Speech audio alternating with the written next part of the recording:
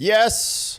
Hello, my beautiful friends. What an amazing day it is. We are attempting to broadcast live from a very dilapidated internet. Hopefully we can come through loud and clear. If not, of course, we'll have the recording. We'll post a much cleaner feed as soon as we're done here. But we got some serious business to attend to this morning, and we'll get into it as soon as we can confirm that it's at least semi-working.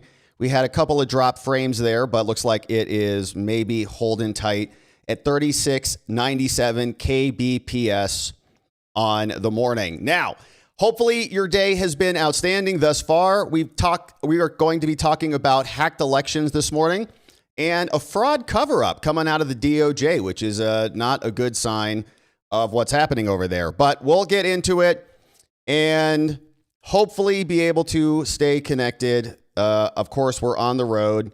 Thank you for navigating some of the time change and some of the technical difficulties with us as we make our way out of Prescott, Arizona. But we are ready to rock and roll. We've had a couple of other updates on the morning, and I wanted to share this briefly before we dive into it. We saw that yesterday the Supreme Court came down with an order, and what they have told us is that they are going to be hearing the case on the Haitians. So this dropped yesterday as we were rounding out the show. And we saw, here's what the post was from the Supreme Court. They granted certiorari yesterday, Monday, March 16th. We had an order list. These two cases now coming into SCOTUS saying that they are going to be considering the stay. And it was presented to Chief Justice Robert.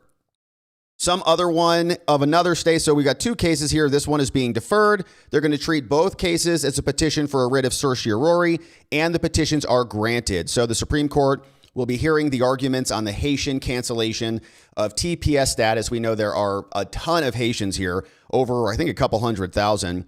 And so they're going to be scheduling this for oral arguments very soon, accelerating this. We'll have some oral arguments April 2026. We've got a bunch of briefings that are due by Monday, March 30th, and then other responses by April 13th, and then Monday, April 20th. So a whole briefing schedule fleshed out for us before we get into oral arguments. So second week of April is when we'll get into the oral arguments, which seems interesting because I feel like that is kind of after the oral arguments. But Supreme Court activity, so we're going to have some more stuff added to the docket, added to the queue. And of course, we're always excited when we have some Supreme Court activity and some oral arguments that are happening over there. So that is a little bit of an update on that one. But we've got other serious business to attend to, including the fact that apparently we've got foreign countries hacking our elections. Let's get into it. Foreign election hackers attacking American infrastructure, and the intelligence agencies that are supposed to be protecting us and preventing this from happening apparently covered it up. We've got an amazing bombshell report from Just the News. You see, John Solomon was here. He gave us a brief on this. We'll come back to this. But this little post here I thought was very problematic. He said, in as early as February 2020, the United States intelligence community determined that China had breached U.S. voter registration data. They had gained access to that data that voters used to register to vote in the 2020 election, which is very interesting news because they told us the 2020 election was essentially perfect, that nothing went wrong there, and that anybody who had any questions about what happened was a conspiracy theorist. And of course, accessing voter registration data, you might say, well, so what? Of course, the voter registration data, we have a big battle over whether that can be turned over to the federal government from many of the states who monitor and maintain these lists. But they, of course, do not want to hand that over to the federal government. But apparently, they're so insecure that the Chinese can just walk right in and take it. So we've got this newly declassified report, or rather, it's not that newly declassified. It just hasn't gotten a lot of attention yet. But we'll go through it. You can see tons of redactions inside. And the backstory over here from Just the News says that our U.S. intel community kept this all secret from us, which seems a little bit opposed to democracy. Shouldn't we actually know what's happening with our systems of governance? If we're supposed to trust our systems of governance, they should be telling us these things, not redacting it into oblivion and not keeping it under seal. John Solomon is going to explain to us that the Biden administration was the administration that unsealed these things and made this public, whereas the Trump administration so far has not done that as far as we can tell. So we know that they're working on it. We know Tulsi Gabbard and others have been investigating this for some time. Tulsi Gabbard even showed up out there in Fulton County. But it's not just the registration list, because we've also seen these reports that apparently tens of thousands of fake IDs have come in. So think about the hypothetical where the Chinese get in, they access all the voter registration data, and then they create fake IDs from that data and then go cast ballots in certain locations with tens of thousands of counterfeit U.S. driver's licenses. So even if you have voter ID laws, the Chinese might be stealing the registration data and then creating fake IDs that are in alignment with that registration data, and then people casting ballots, people casting votes that are, by all ability to verify, legitimate because the IDs match the voter registration data. So it is a shocking report. Of course, a lot of these reports about the fake IDs came out right around the same time in 2020. We'll come back to that. But here's a little bit of an explanation from Just the News on how they got these documents, and then we'll zoom in for further detail. And today we have a bombshell, something that has been kept from you for nearly 6 years. In as early as February of 2020, the United States intelligence community determined that China had breached U.S. voter registration data, had gained access to the data that voters used to register to vote in the 2020 election. Now, remember, we've been told time and time again there were no foreign interferences in the 2020 election. Conspiracy. But the U.S. intelligence community absolutely concluded that China had done this. They had several reports involving several states.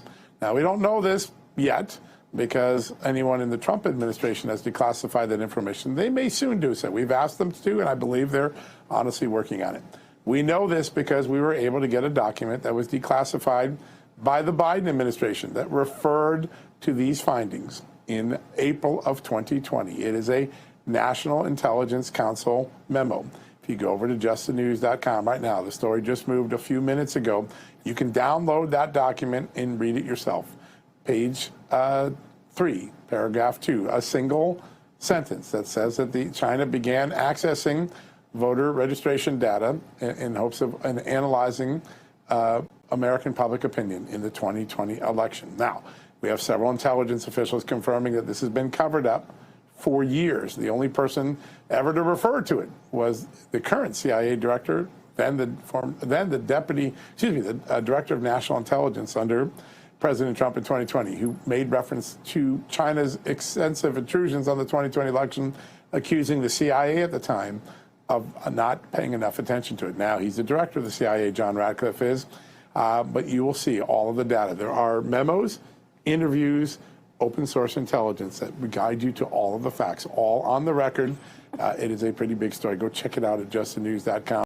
Why does it take a Joe Biden administration official to release these documents? And when they are released, they're heavily, heavily redacted.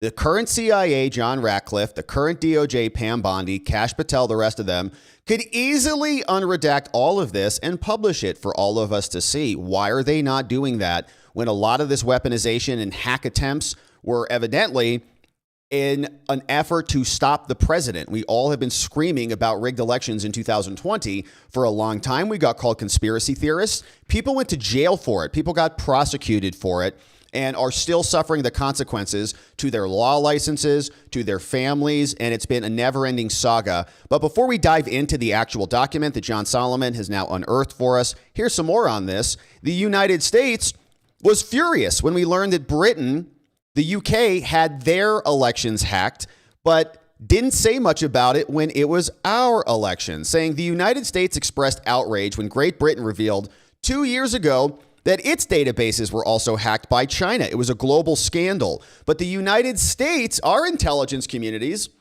and agencies, they harbored its own secret at the time. They knew that since 2020, Beijing also gained access to American voter registration data.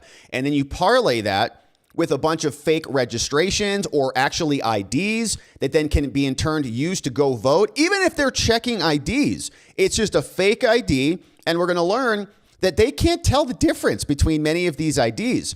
Even CBP is in this report from the Office of the Inspector General that we'll come back to. They say that we can't even detect and prevent the entry of aliens that have fraudulent documents. They can't distinguish between what's real and what's not. So we might even, with the SAVE Act, and have these checks and balances on our election systems that cannot identify the actual fraud because the IDs are so good. So Great Britain had the problem. We knew about it.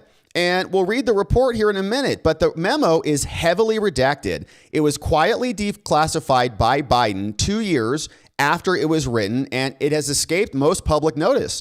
That means that 6 years later, that the U.S. intelligence community, now under the Trump administration, has yet to fully inform the American people or even Congress on the breadth of the evidence of what China got, how they got it, and what they did with this information. And I don't buy for a second that the Chinese were just out there monitoring public opinion. We got polls, we got the poly markets and the Kalshis. We've got a lot of different ways to monitor public opinion. They don't need that necessarily for that. The gap in public knowledge is particularly politically sensitive as the Senate this week debates a new election security bill. We're talking about the SAVE Act. It's a top priority for Trump. Officials told Just the News that DNI Tulsi Gabbard and CIA Director John Ratcliffe are working right now to declassify a potentially explosive tranche of documents showing exactly what China did and who in the U.S. knew and when and why they are traitors for not telling us about any of this stuff. I understand national security. I understand needing to keep certain information away from the public for operational concerns. But this was years ago, now 6 years ago. If we're going to fix the problems with these hacks, we have to know about it. And how can we just be corralled into go voting and saying, well, your vote actually counts when foreign agents and foreign agencies are invading our systems? The secrecy surrounding China's access to voter registration has been so persistent that even the RNC chairman called Joe Groters, President Trump's main point man for the midterms this cycle, said he was even unaware of the intelligence. This guy is running the RNC. No idea. He said, what's crazy is the fact that China has access to these voter rolls, but we don't.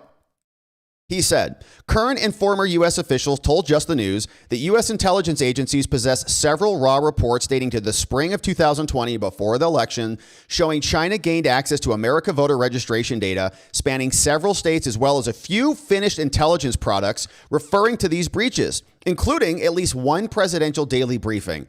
Oh, they're everywhere. But the single passage in the DNI document that was declassified by Biden is the sole piece of evidence in the public sphere. Why is that? Voter registration data is not the same as ballots, where Americans choose their candidates, but it does contain sensitive, personally identifying information. The same stuff that Adrian Fontes, we covered this yesterday, is screaming about. I can't give that over to Harmeet, Dhillon in the Civil Rights Division because it might reveal secret info. Meanwhile, the Chinese are running around with it, flopping it all out throughout the wind, including driver's license data, partial social security numbers. The data is considered so sensitive that now several Democrat states are fighting back against the DOJ, saying it's a holy grail of election integrity. It's all about the lists. If you know who's on the list, you can know how to exploit those lists and cast ballots in their names, even in places that check ID, as long as you can create fake IDs and import them in through our borders. In the hands of a foreign power, this data could be used to mimic social personas designed to influence elections, or, here you go, make absentee ballots and their request to cast fake votes, something the FBI feared China might be doing during the 2020 election. Here's a quote from an unnamed intelligence official, declined to be named. He said, there's as much evidence of China's access to U.S. voter registration files as what eventually prompted an outcry in Britain. One person said, the former official said it was known certainly by February 2020, but they didn't care. They just let us go vote right in the middle of COVID. Oh, yeah, everything's fine. Shut up, conspiracy theorists. Let me prosecute you if you even think about alternate electors. When there was a White House briefing and allowed enough by April 2020 to be included, now this problem emerged, to be included in the report. Someone said it's quite remarkable that it has been kept a secret this long. Yeah, it is.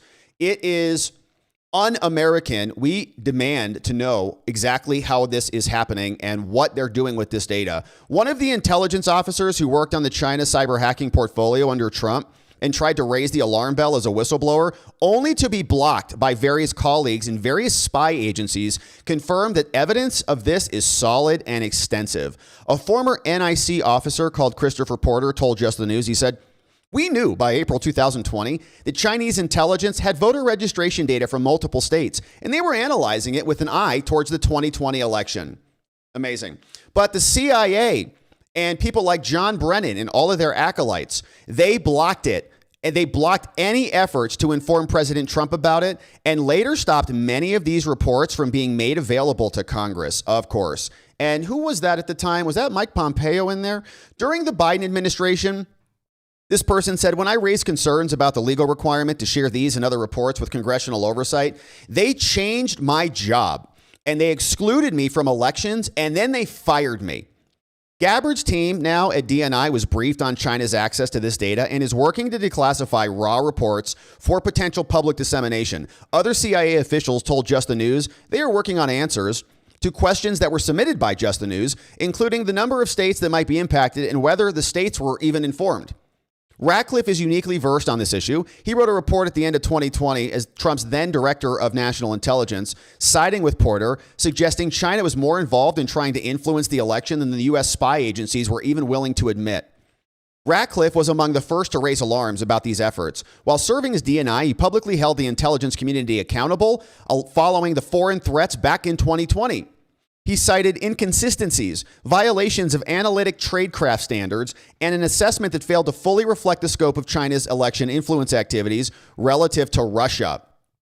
They lectured us for years back in 2016 that the Russians who bought $100,000 worth of Facebook ads that had virtually no impact, no engagement online, very little impressions in terms of reach, they said that that was a rigging of the election. Then China comes around. It is stolen for Joe Biden. He gets 81 million votes as he's campaigning from his little circles on the lawns and his basement, and they don't tell us about it?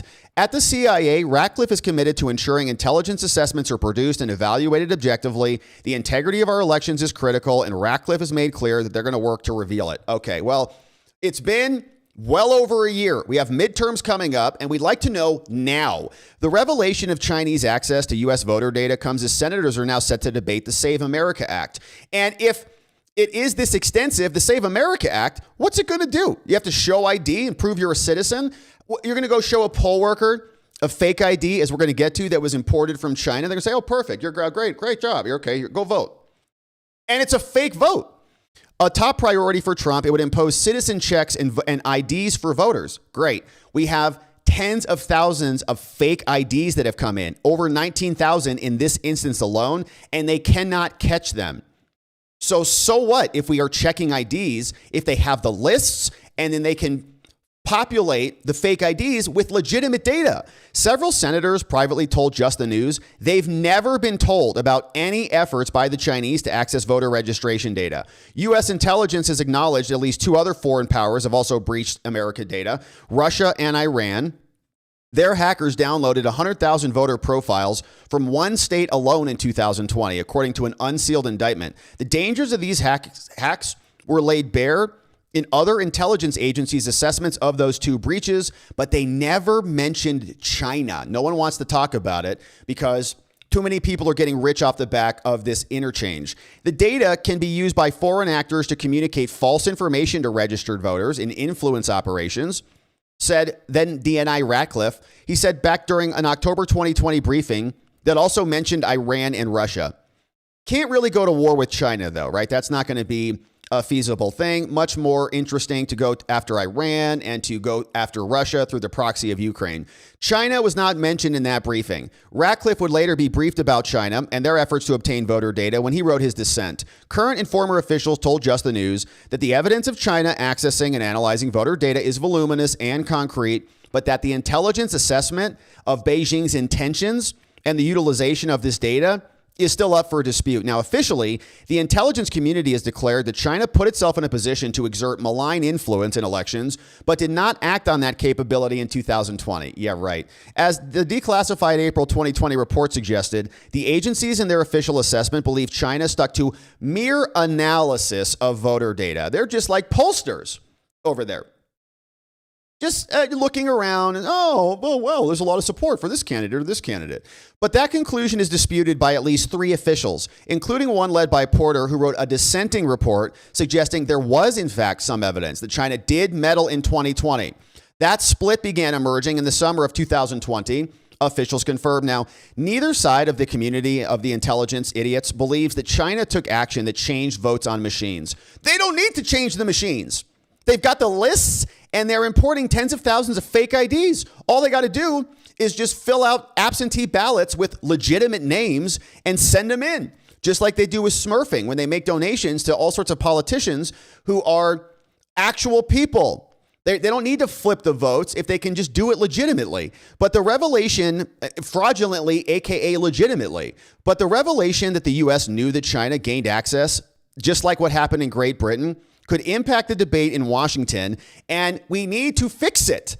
We're just spinning our circles now, talking around in circles about what the SAVE Act can do when the problem is much, much deeper. Now, last June, Kash Patel turned over to Congress a long-hidden intelligence report from 2020, which raised concerns that China had plans to mass produce fake IDs to carry out a scheme to swing the election to Biden with fake mail-in ballots. And we've got these pulled up. We've talked about this before, but before the election, they were gobbling up tens of thousands of these fake IDs. This is probably how they did it. The FBI information report had been sent as an uncorroborated advisory. It was then suddenly recalled the day after Christopher Wray, who of course is still running around free. He's not even being investigated as far as we know.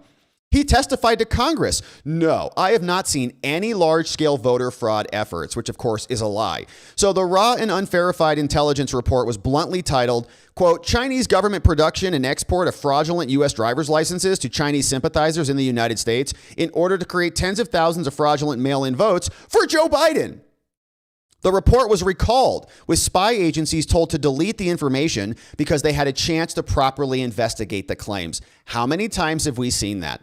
They did the same thing when they sent that Russia collusion ICA over to Biden, and they ran with that to try to delegitimize President Trump during the first term. Customs and Border Protection had said in July that fraudulent licenses came across in Chicago O'Hare, and I've got those reports queued up. We'll look at them in more detail.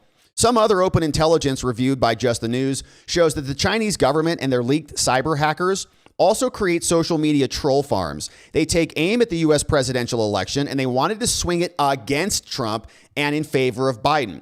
Remember that Hunter Biden was getting big fat diamond rings from Chinese billionaires and colluding with them as an extension of Joe Biden. There are strong indicators that Chinese intelligence and law enforcement agencies, including their MSS, their Ministry of State Security, and their Ministry of Public Security, also played a role. The long-running and Chinese state-sponsored Spamouflage Dragon and aka Dragon Bridge, these are online influence campaigns conducted around the world. They're aimed at Trump himself, and the 2020 election. And of course, Trump has been hard on China with sanctions and more. They have repeatedly tied to Chinese law enforcement groups and their other working groups. Now, the DOJ has argued in court filings that members of the special working group had coordinated with officials in China, and this was right in the middle of COVID, right? And so, oh my gosh, the U.S. government's response to this, the George Floyd riots, the presidential elections, and other researchers also labeled a variety of Chinese cyber actors as advanced threats, and then they lied to all of us about it. CISA and the FBI assessed that tactics and techniques were associated with China. The Mandiant cybersecurity firm also found a similar thing, said there's a prolific Chinese cyber threat group that carries out state-sponsored espionage. DOJ also indicating that they boasted of connections to official Chinese security agencies. Now, the ODNI, the Intelligence Council, the NIC, they wrote its bombshell back in 2020. It was not declassified until Biden's DNI, called Avril Haines, did it in October 22. We'll read the report. Now, the ODNI made clear by early 2020 it knew that the Chinese intelligence had analyzed voter registration and that it had apparently used that info to carry out analysis. Most of the report is redacted, as we'll see, so I'm sure it's much worse than we think. We had a pro-Chinese spam network. They also had 186 YouTube channels removed, all as a part of this spamouflage campaign. And the Google Threat Analysis Group said the same thing. The group said that in 2020, they terminated 1,300 channels on YouTube as a part of a Chinese influence operation. And it goes on and on. The NIC later wrote a 2022 assessment that was declassified the following year, which admitted that since 2020, Chinese senior leaders have issued broad directives to intensify efforts to impact U.S. policy and public opinion in Chinese efforts. The firm said that in early 2020, it started commenting on coronavirus and focused on all of these crises, and you never let a crisis go to waste. So it continues. There were some indictments against these people about criminal influence. The DOJ has been investigating some of these people, charging 7 Chinese hackers with conspiracy to commit computer intrusions and conspiracy to commit fraud. The DOJ said that they targeted government officials and took specific efforts to attack our infrastructure, and the whole thing has been covered up for years. So let's take a look at the report itself. From the National Intelligence Council, drafted in 2020, released later in 2022, specifically April 7, 2020. Here are the key takeaways under the title, Cyber Operations Enabling Expansive Digital Authoritarianism, from the Chinese, the Russians, and the Iranians. Here are a couple key takeaways. Redacted. China and other authoritarian governments are using cyber espionage, attacks, and influence operations to extend the coercive reach of their ideological enforcement and political control beyond their borders. In some cases, they are impinging on our sovereignty to enhance their domestic stability. Now, we assess that China and Russia are improving their ability to manipulate large quantities of personal information, allowing them to influence or coerce targets in the U.S. and allied countries. They also assess that Beijing will be able to exploit Chinese companies' expansions of telecommunications infrastructure and digital services and their growing use of people's daily lives to exert its digital authoritarianism, probably talking about things like TikTok and Huawei and network hubs that are being installed or were being installed in various locations around the world. You install a Huawei Chinese company network controller up in the cell towers and everybody's phone is connecting to it. Guess what? We're screwed. There's growing concern in Europe and other democracies about these actions and how this can lead to digital authoritarianism. Those are the takeaways. Now, watch how much of this is redacted. It's ridiculous. They say authoritarian regimes have developed strong capabilities. And as they have developed confidence and access, they have begun using tools that were once reserved for ensuring domestic stability. Now they're using them to conduct operations against private citizens, saying China has become increasingly bold, targeting Western companies that it thinks facilitates unrest in China. They probably conducted cyber attacks in 2019 that disrupted Telegram because of what was going on in Hong Kong. Then we get a big fat redaction right there. Not even to the good stuff yet. Now, there's more. Redacted states' foray into expansive authoritarianism typically begins with the use of hackers who can conduct remote cyber espionage. A variety of countries, including some not traditionally viewed by the IC as highly cyber capable, are using hackers to spy on foreign private citizens and organizations and even entire populations. Here's a breakdown. China and maybe some other states, all redacted here. Don't know why they're redacted. We should know who these countries are. China, they hack the opposition. They hack foreign media and journalists. They hack NGOs, and they steal personal data in bulk. Once again, redacted. Same thing with another entity, except they're not stealing all the data. Then two other organizations are doing all 4 things as well. Opposition, journalists, NGOs, and stealing bulk data. Now, the Russians evidently are doing the same, and some other smaller countries or other entities are also doing the same, which is hacking opposition, journalists, and NGOs. The rest of this is redacted. All of this should be unredacted and published immediately. Says, we assess that China and Russia are increasing their ability to analyze and manipulate large quantities of personal information that will allow them to target and influence, coerce, and more other individuals in the U.S. Their espionage efforts have helped them acquire bulk data. Redacted, redacted, redacted. Why can't we know what those are? Another redacted. Now, adversaries almost certainly are already applying their data analysis techniques to hone their efforts against U.S. targets. And this is when AI was just emerging out of the womb. Chinese intelligence officials analyzed multiple U.S. states' redacted election voter registration data.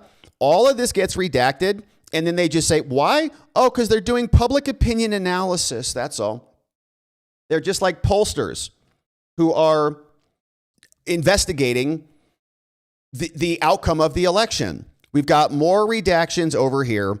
And then we get a commercial accumulation of data saying commercial enterprises and the collection and aggregation of vast quantities of personal data, as well as their willingness to share it with third parties, increases the likelihood of these data breaches. Since 2013, authoritarian states have stolen huge amounts of personal data, including from U.S. firms. Couple examples here. The Russian Federation Security Service, they sponsored back in 2013 a theft of $3 billion accounts from U.S. web services company.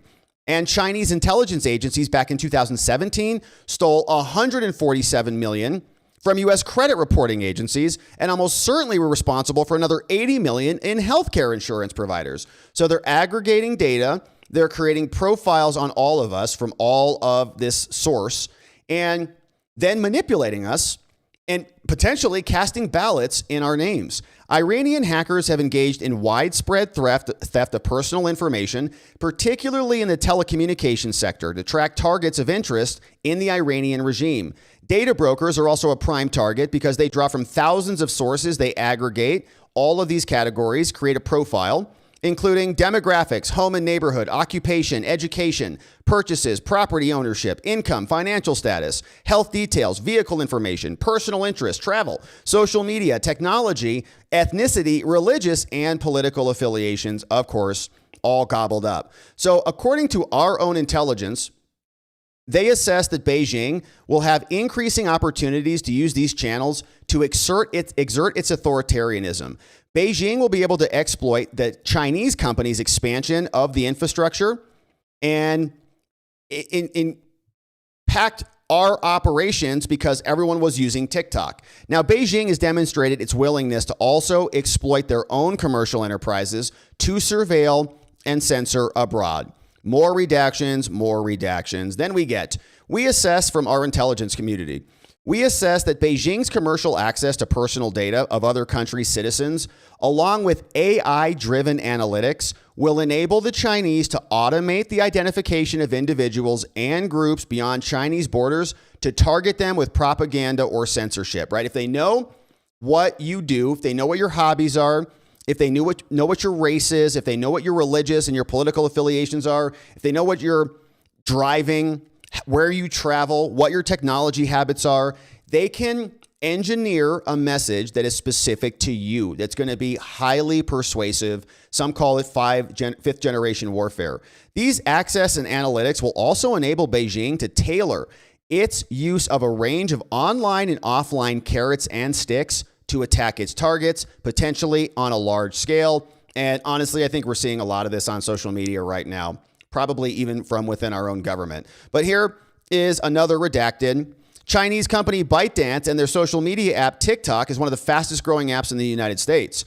And it uses AI and manual auditing filter content to present a positive image of China. China can also draw on ample Western commercial models for large-scale algorithm-driven delivery of content and behavior-shaping micro-incentives, from credit and discounts to games to rewarding visits to chosen locations based on what they know about you.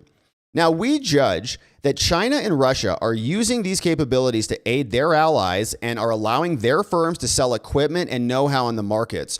Their efforts in sales go beyond what Western firms offer, like AI-driven facial recognition.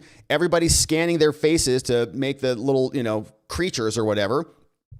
and ubiquitous surveillance environments marketed as safe cities that enable the state monitoring and the suppression of their populace. Here's more. China builds on its success in their cyber operations. Hackers routinely penetrate and surveil computer networks of Tibetan groups. Similarly, the Public Security Bureau in Zhengzhou is automating the linkage of facial images and mobile device numbers with surveillance equipment and tracking everybody everywhere. China also uses mass surveillance and AI-driven algorithmic tracking of its citizens and their behavior at home to decide whether to coerce them or to provide disincentives to them. It continues. Commercial sector is also contributing to this proliferation. That whole section is largely redacted, saying many foreign cyber firms and their subsidiaries provide cyber intrusion tools, mostly targeting mobile devices, and several conduct offensive cyber operations as well. In late 2017, Saudi Arabia also engaged the services of an Israeli cyber espionage firm called NSO Group to assist them with extensive surveillance of Saudi dissidents, according to press reporting. And you know, all of these tools are now being invoked with this conflict with Iran. So more of this gets redacted. They say Western countries are showing growing concern, saying these personal privacy violations creates an opportunity and we need to do something about it. In fact, in 2020, the European Commission proposed a strategy for future AI regulation that they want to boost their concerns about data.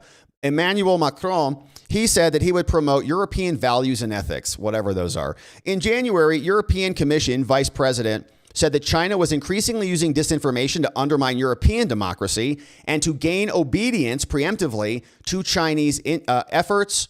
And that's how it closes out, saying Europeans almost certainly would want to extend efforts to address this. And the United States is also under attack, as we see. So redacted, redacted, redacted. But the main takeaway is they're gobbling up voter data. And where was that? On page 3.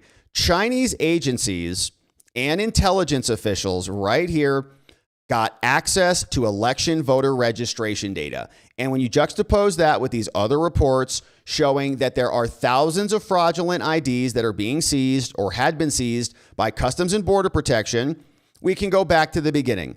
In 2020, out of Chicago, over 19,000 fraudulent IDs were seized by officers in Chicago.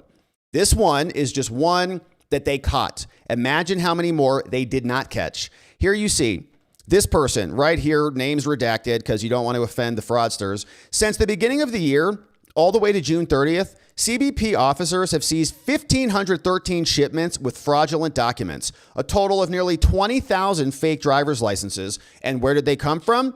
China and Hong Kong. Some of them are arriving in Great Britain and South Korea. The vast majority of these licenses were for various people in different states, with the vast majority destined for neighboring states. Most were college students, and other licensees would share the same picture but have different biographical data. Another concern was the barcode. Listen to this. The barcode attached to the licenses worked.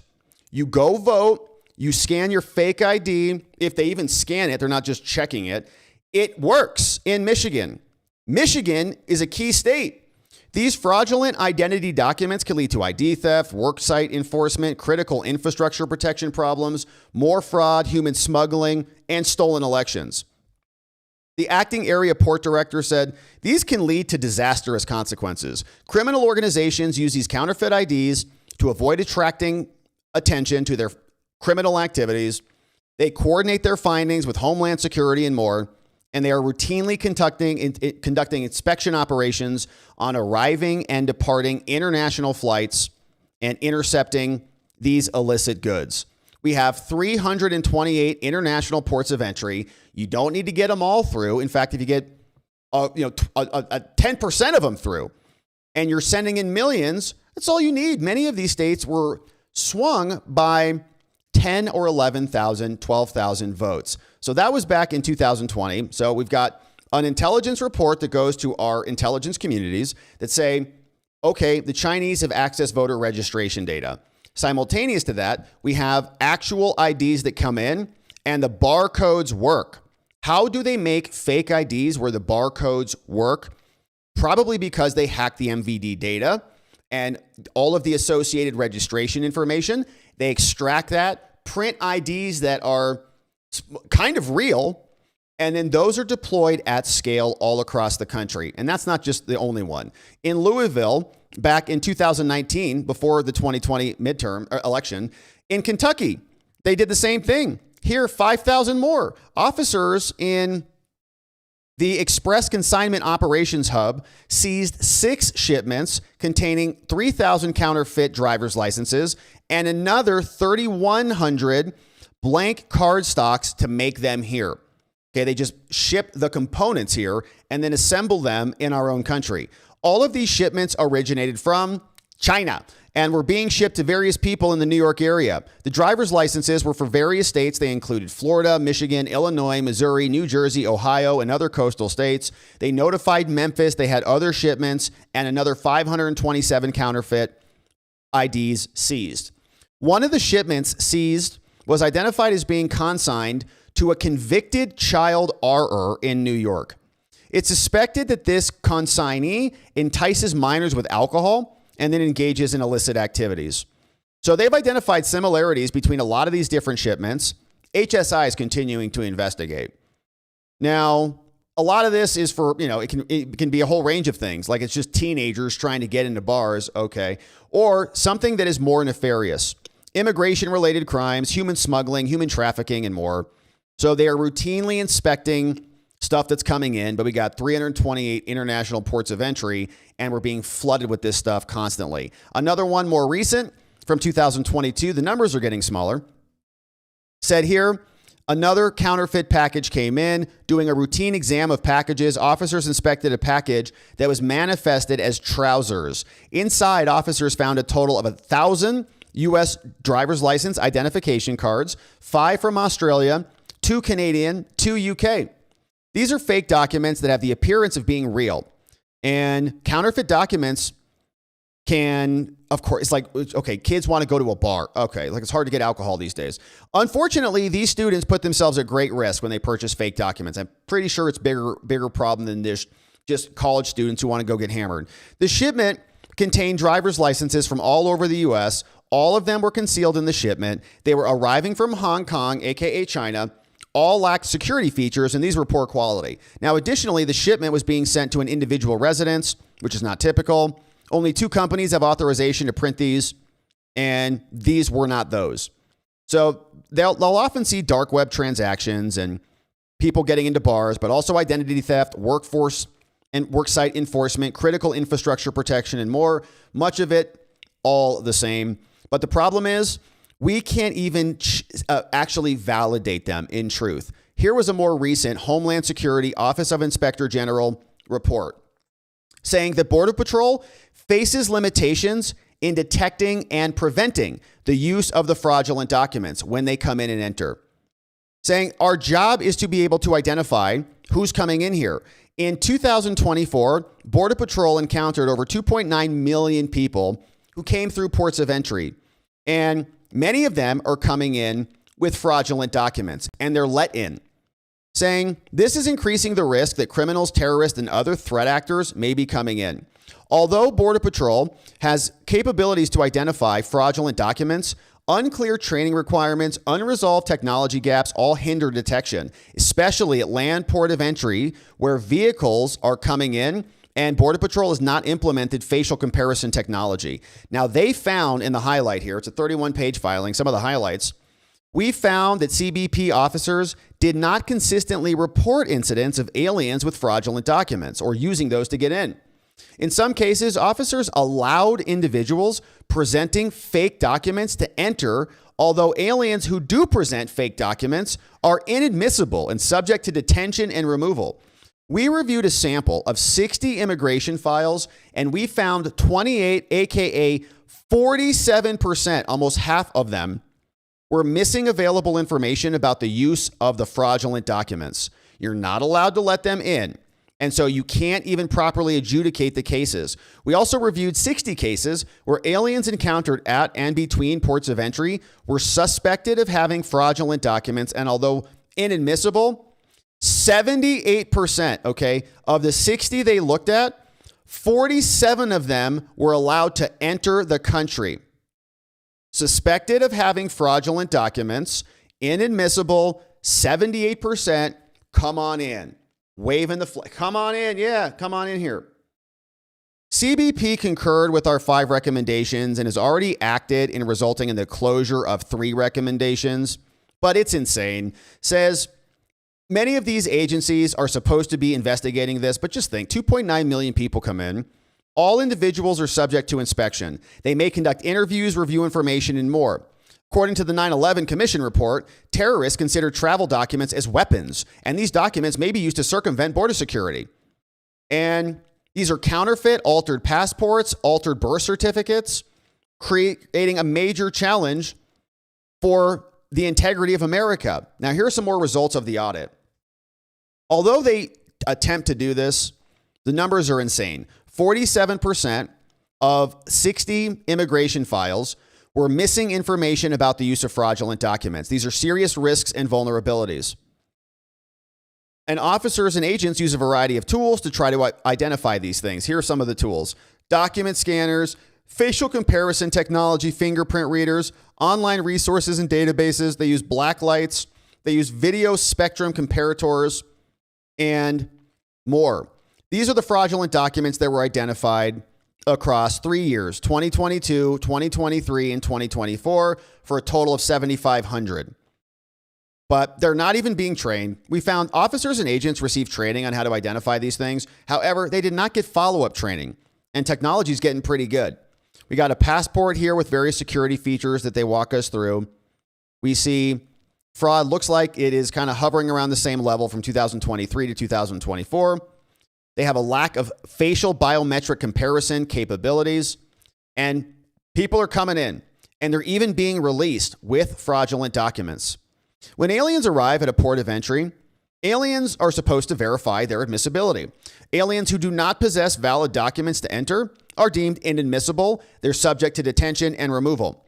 However, officers and agents may allow them in when they have not committed certain criminal offenses if they argue one of these reasons. It's just like a get out of free jail card. They say, oh no, I want to claim asylum. No, I have a fear of future prosecution, whatever.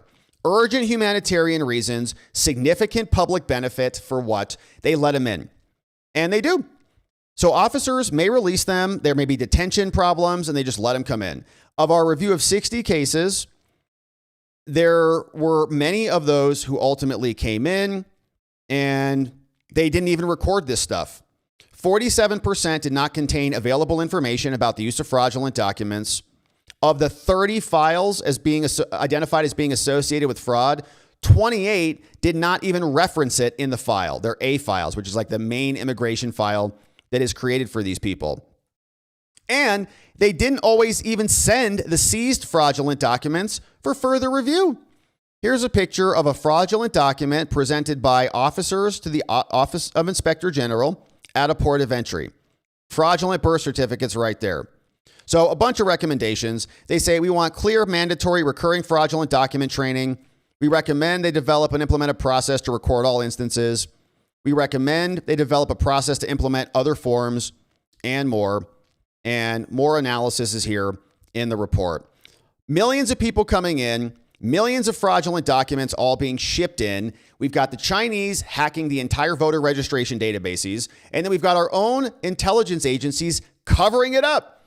And years later, 6 years after this report was written, coming up fully on it, we still have redacted files on this. This should be so easy and simple for our intelligence communities to process this stuff. Go in, hit Control-All, unredact the whole thing. Post it on Twitter. I don't care. But the fact that we can't see what's actually happening, and then we are still sold this bill of goods like this is a self-governing country, is insane. Because obviously it's not self-governing. We can't even understand what the stakes are or what's happening when foreign countries are hacking and rigging our systems. So we're in the middle of this SAVE Act debate. And sounds like Congress doesn't even know anything about this. So here's Base Mike Lee explaining we still need to pass the SAVE Act to eliminate fraud, apparently at the margins. If you're an engineered intelligence agency and you want to rig an election, seems like it's pretty simple in many ways. All you got to do is just use the data that you've already gobbled up, print a bunch of fake IDs, ship them in. So what if tens of thousands get gobbled up, tens of thousands more are coming in, fill out the absentee ballots, and rig the elections? And so here's Base Mike Lee explaining that we are going to pass the SAVE Act. We don't have to change any rules. All we need to do is just have the willpower to get it done. From Base Mike Lee, the SAVE Act is being debated today. We'll check in on what the latest is there.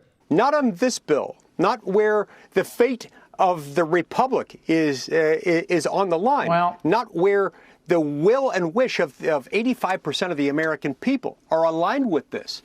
I have absolutely no idea what a floor takeover means. But if a floor takeover means that we're going to make filibustering senators speak against this bill, heck yeah, I'm all for it. Let's do it. Let's take over the floor. Do you need to change the rule? No rule change is required. No rule change whatsoever is required. And I cannot emphasize this enough, Laura. This is entirely within the Senate rules. In fact, this has been something that has been part of the Senate's culture since 1789, since the moment the Senate was created and it sprang into existence. This is something that we can do without changing a single rule or a single precedent. And it's something that we must do in this instance. Look, the zombie filibuster, as I refer to it, is the filibuster that we allow, that allows people to have the benefits of the filibuster without doing anything. They can be asleep, they can be in a bar, they can be on some Caribbean island drinking drinks with umbrellas in them. But that is not a procedure that we ought to allow here. Not on this bill, not where the fate of the republic is on the line, not where the will and wish of 85% of the American people are aligned with this. We've got to do it. Now, as of last week, I don't doubt that he had doubts about his support for the talking filibuster. It's still not too late. We can still do it, and we must do it. Yeah, and if we don't actually have elections, what is our country, honestly? Is it a democracy? Is it a democratic republic? The answer is no. It's like going to the crosswalk, and you know those crosswalks where you push the button and you feel like there's nothing going on here, especially the older ones. The newer ones make that beep noise. They're like, oh, yeah, we're going to change the light for you in a minute. You're like, oh, great, perfect.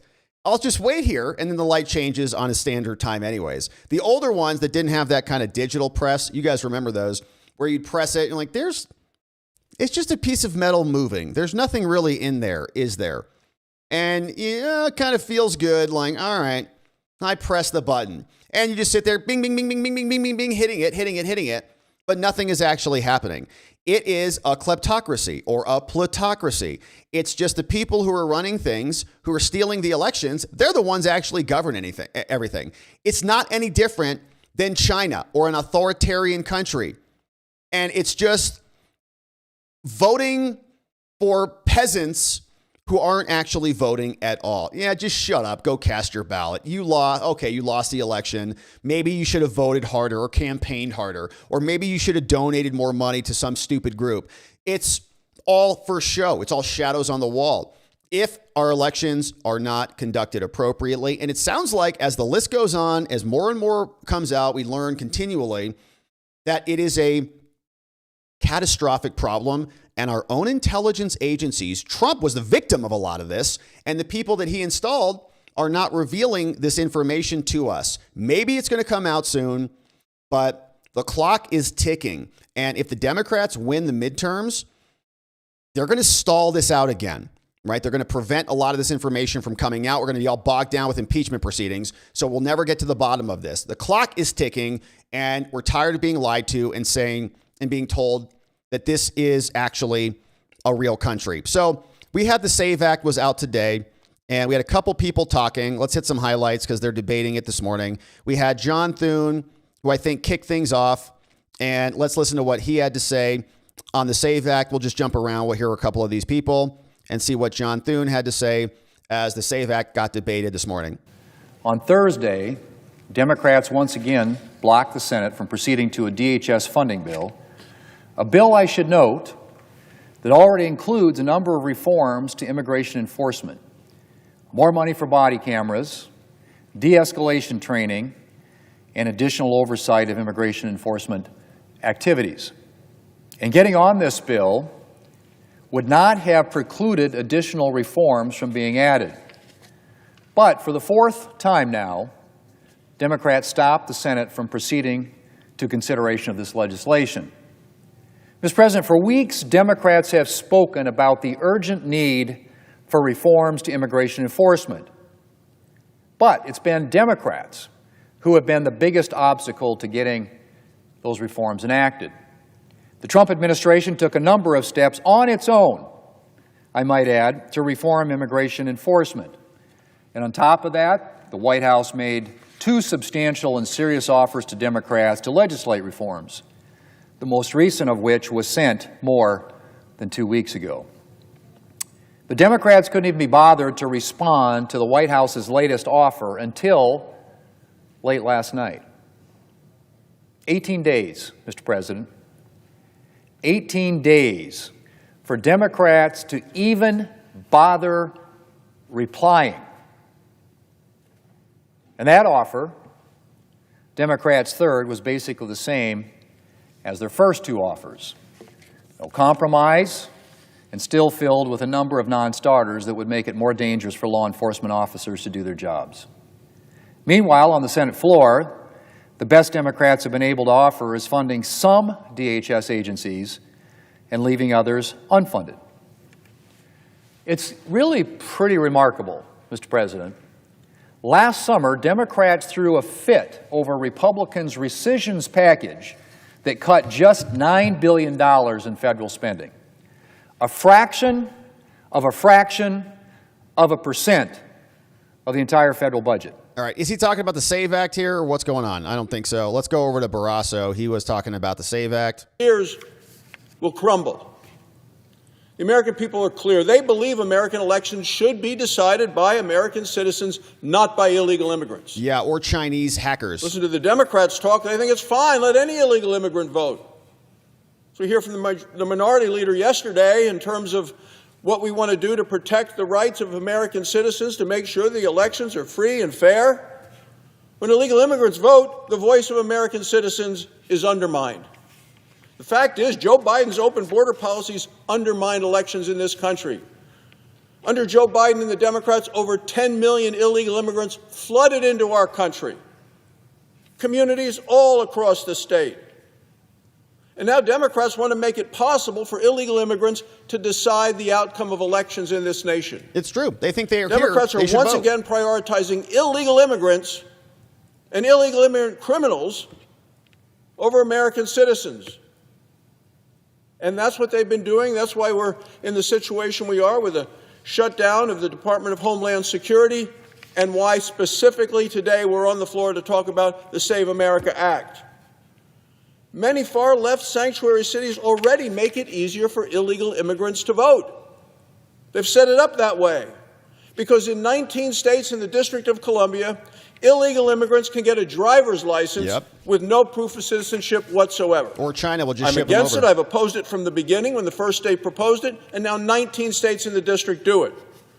In California, and Maryland, Vermont, and Washington, D.C., non-citizens are allowed to vote in local elections. I think that's wrong. Insane. It is a felony for illegal immigrants to vote in federal elections. But they do. Yet we know it's happening. Last week, the Department of Homeland Security arrested a criminal illegal immigrant from Africa. He entered the nation illegally over 20 years ago. He was ordered to be deported in 2002. He first registered to vote in 2005, and he has been voting in federal elections since 2008. Most recently, this illegal immigrant voted in the 2024 election. He voted in the state of Pennsylvania. Pennsylvania is a swing state. It was won by tight margins in both the presidential and the Senate races. He should have never been allowed to vote in the United States, and this should never be allowed to happen. Now, the Save America Act protects the vote of every single American citizen. What it says is simple. If you want to vote in the United States of America, you need to be a citizen of the United States of America. Pretty simple. And you need to show a photo ID at the poll in order to vote. It's common sense. Americans show ID every single day. You want to buy a beer? You need to show an ID. You want to get on a plane? You You need to show a photo ID. I have people here in the gallery from Wyoming, students from Burlington and their teachers, optometrists from around the state of Wyoming. They're all flying back to Wyoming. Every one of them is going to have to show a photo ID to get on the plane. If you want to cash a check, you need to show a photo ID. Voting should be equally important to show a photo ID. It should be no different than all of these other things. Photo IDs protect against voter fraud, and they prevent illegal immigrants from voting.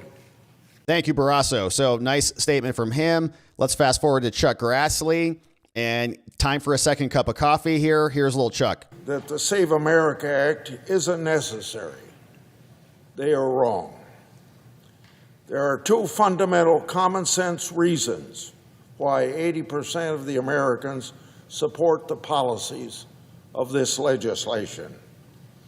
Number one, only U.S. citizens are eligible to vote in our elections.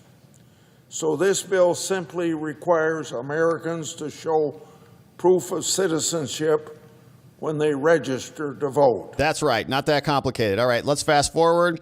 We're going to skip over Chuck Schumer. Is this Mike Lee? Who is this? No. The largest wildfires since Nebraska became a state. All right, wildfires in Nebraska. Hopefully they get those put out pretty soon. I think we saw some activity on the floor, and looks like we're pretty much caught up on the SAVE Act. Who's this? On this vote, the yeas are 48, the nays are 45, and the motion is agreed to. Motion to vote cloture on the nomination of that guy. Unanimous consent to speak for up to 5 minutes prior to the scheduled recess. Without objection. Mr. President, there are some things in the world that are so obvious that there's really no use in debating them.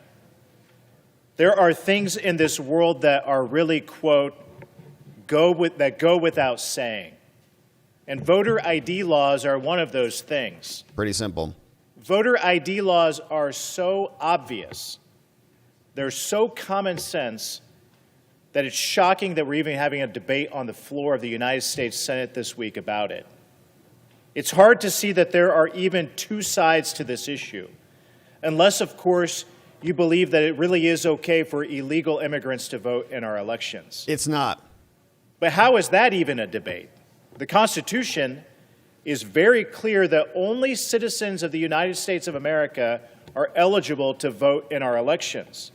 So that debate is already settled. Indiana already has voter ID laws. Hoosiers have to show an ID when they show up to vote on Election Day, and they have to prove that they are who they say they are when they register to vote in the first place. But it's not fair to Hoosiers when other states don't require voter ID. It's not fair to law-abiding Americans throughout the country, because when we allow non-citizens to vote in our federal elections, we dilute the power of the American voter. And that should never be allowed to happen in the United States of America. It shouldn't, and that's why you should go scream at Lisa Murkowski and Tom Tillis and the rest of them who are not on board with this, including Mitch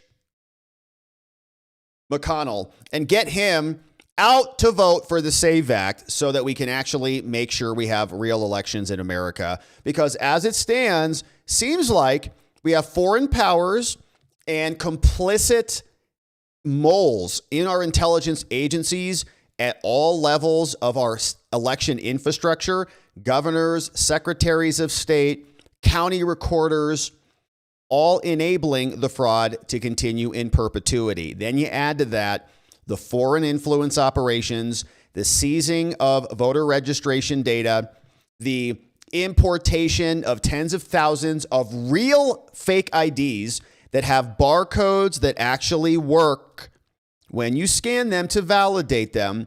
The problem is much bigger than they're willing to admit, which is honestly why I think they're redacting all of this. They're not letting us see it, because if we saw it, we'd all realize we're living in a fake country. And I hate to say that, but why can't we see this information? If we can't see it, then we can't ensure that there is accountability for it. And the whole country just continues to press the walk sign button on the side of the road. They know nothing's going to change. And that's the point. The kleptocracy continues. And so hopefully Tulsi Gabbard and the DNI release much more of this. DNI Haynes was able to do it. So hopefully this administration is able to do the same. We're going to keep our eye on this one. Thank you for subscribing and joining as we do. All right, now we've got another perhaps even more infuriating update here. And so let's get to it.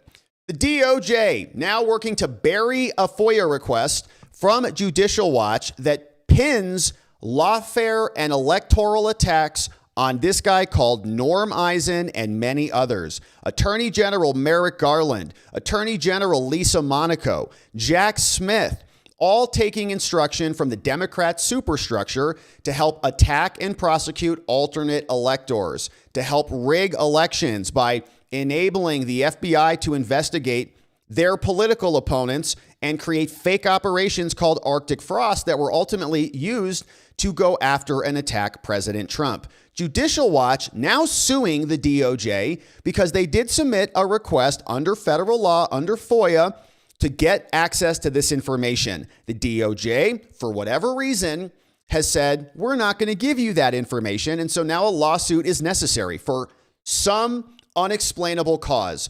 Here's what Judicial Watch said. They said, we just filed a lawsuit against the DOJ for all records that link Norm Eisen to the FBI's Biden-era Arctic Frost probe, specifically involving the Criminal Division, the Office of Information Policy, Merrick Garland, Lisa Monaco, who is covering up and obstructing as a co-conspirator for Hunter Biden, and Special Counsel Jack Smith, who was an illegal U.S. prosecutor for whom there have been no consequences at all. This should be very simple. The DOJ should fast track the release of this information. Federal law says that they can disclose it under FOIA. They're not doing it. And if you're unfamiliar with Norm Eisen, it's this guy. One of the centerpieces of the entire lawfare operation, who has currently been absolutely outside any level of accountability for the last however many years. He is the guy who created the States United Democracy Center. He also was co-counsel during the first impeachment of President Trump. He served as the special counsel. He was the ambassador to the Czech Republic when apparently John Roberts went over there and visited him, the Chief Justice. Board for Crew, written a bunch of books, and of course has been attacking the right for years as part of lawfare. And DOJ is not cooperating with any accountability and any demands for information that would lead to it. Judicial Watch saying, we're now suing. Here's the background.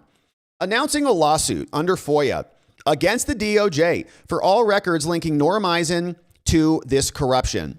The Arctic Frost investigation, if you are unfamiliar, was an FBI probe that was opened back in April 2022. Joe Biden stole the election. They came in, they said, perfect. We're going to use the DOJ to go out and attack 430 Republicans, all of Trump's deputies and everybody on the right side of the aisle, including campaign committees and the RNC. They went after records and metadata from Trump and at least 10 Republican senators. All of it was gobbled up, transferred over to the special counsel, Jack Smith. They said he was an independent counsel and he was doing his own investigation. And of course, he wasn't. He was inheriting all of the lawfare that was bundled together by Joe Biden, his political opponent. So this guy called Norm Eisen, he's a progressive activist attorney, according to Judicial Watch. He was accused of helping develop the legal theories and creating a memo that ultimately led to the prosecution of alternate electors. And this, we remember from Rachel Alexander, shout out to her on X, said back when she wrote this for the Tennessee Star back November 30th, 2024, remember, this is Chris Mays, the attorney general from Arizona.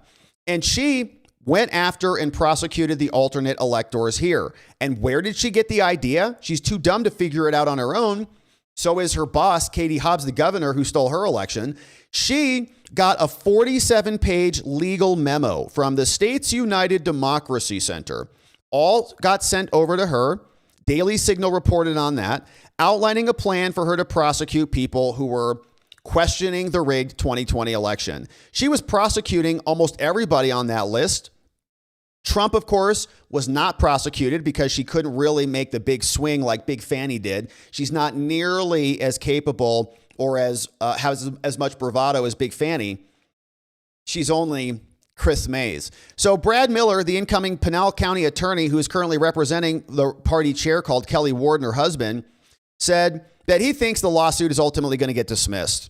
And of course, it has largely been neutered because Chris Mays is so dumb, but she's appealing it to the Arizona Supreme Court to try to reinvigorate her failed prosecution. But she got the memo. She got the order from States United Democracy Center.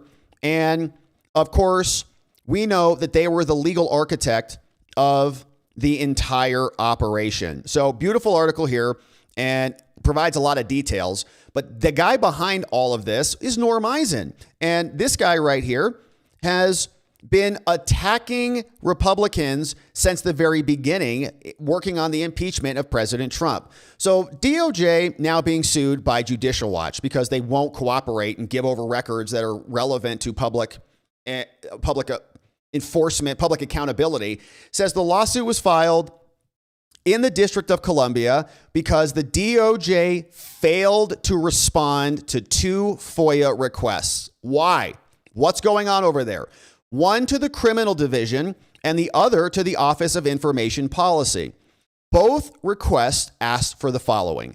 They said, "Hi, Pam Bondi DOJ, can you please help us? These records must reference the Arctic Frost investigation, which is the code name of the FBI attack on efforts to investigate the 2020 presidential results, including fake electors and more. And we want any information about Norm Eisen. What do you have?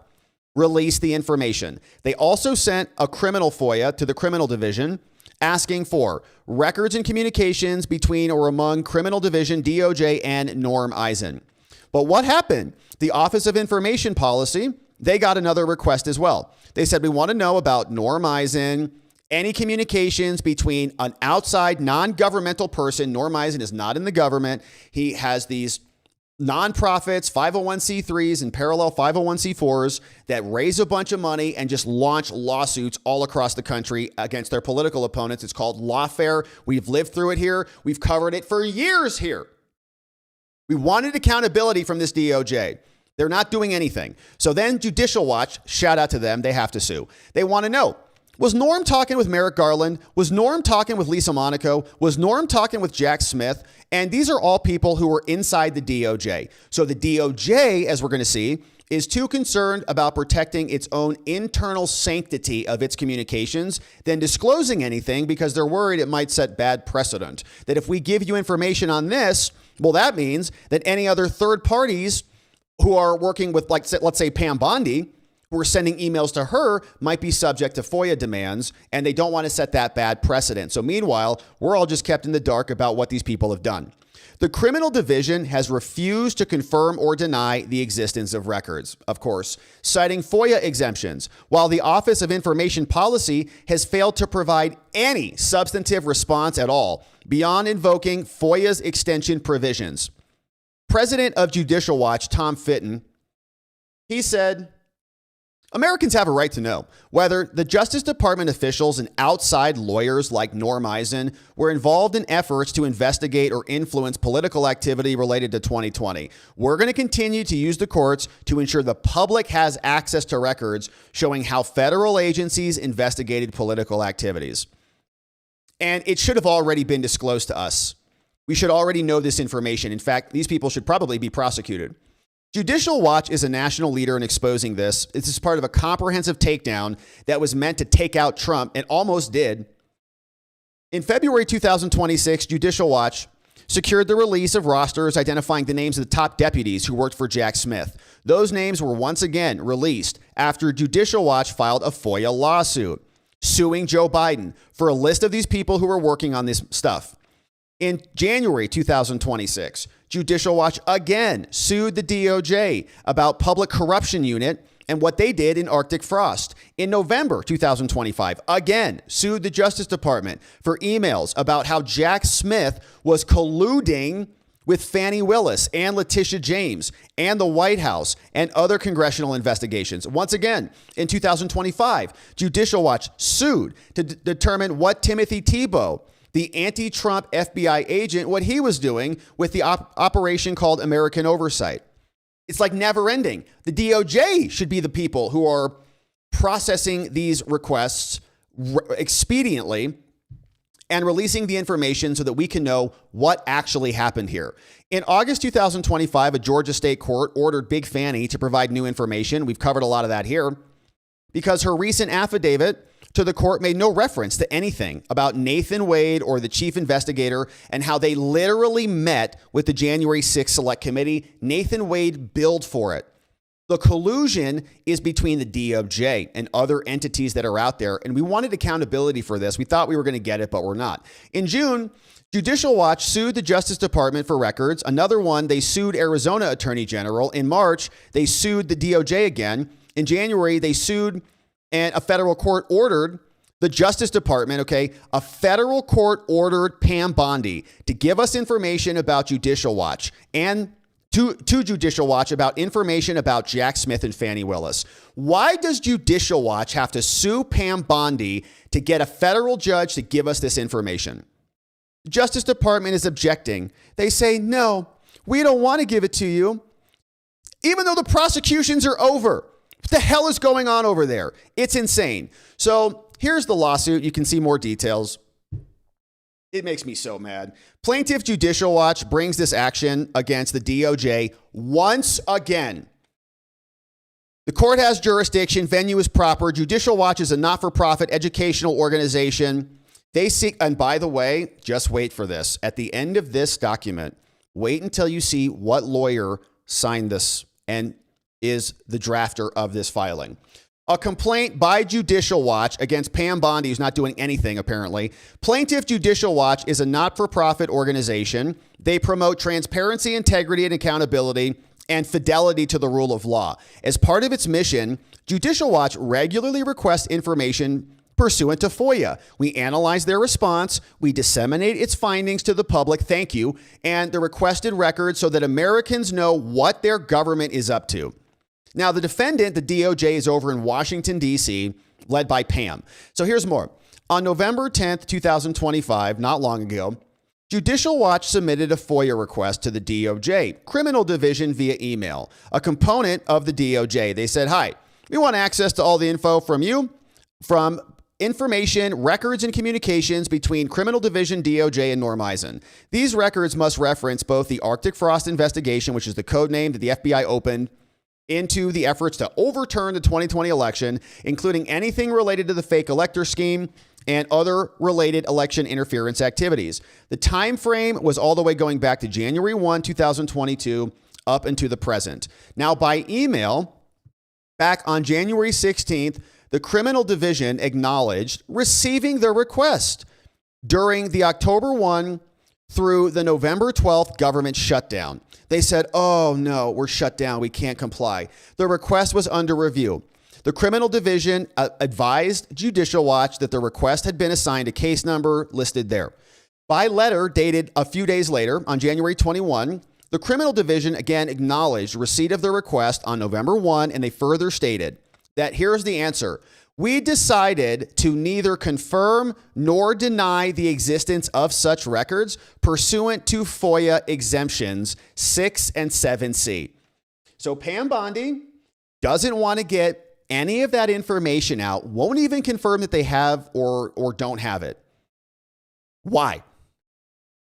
By letter dated January 29th, the plaintiff administratively appealed the Criminal Division determination.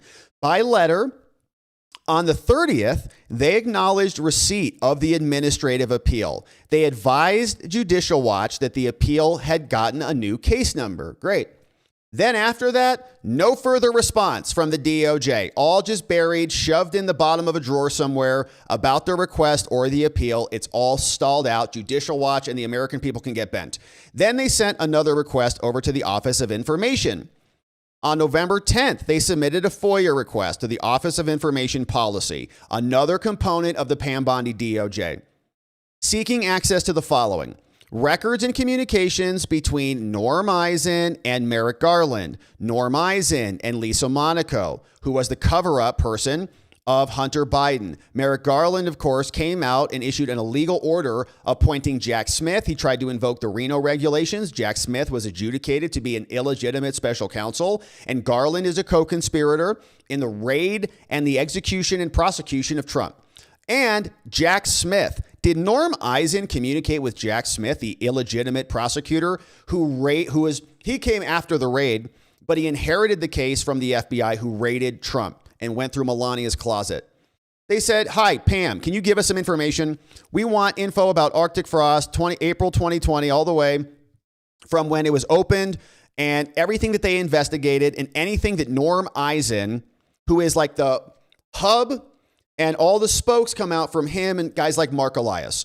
So the time frame, once again, January 1 all the way to present. By letter dated December 17th, the Office of Information Policy, they said, "Yeah, we got your request.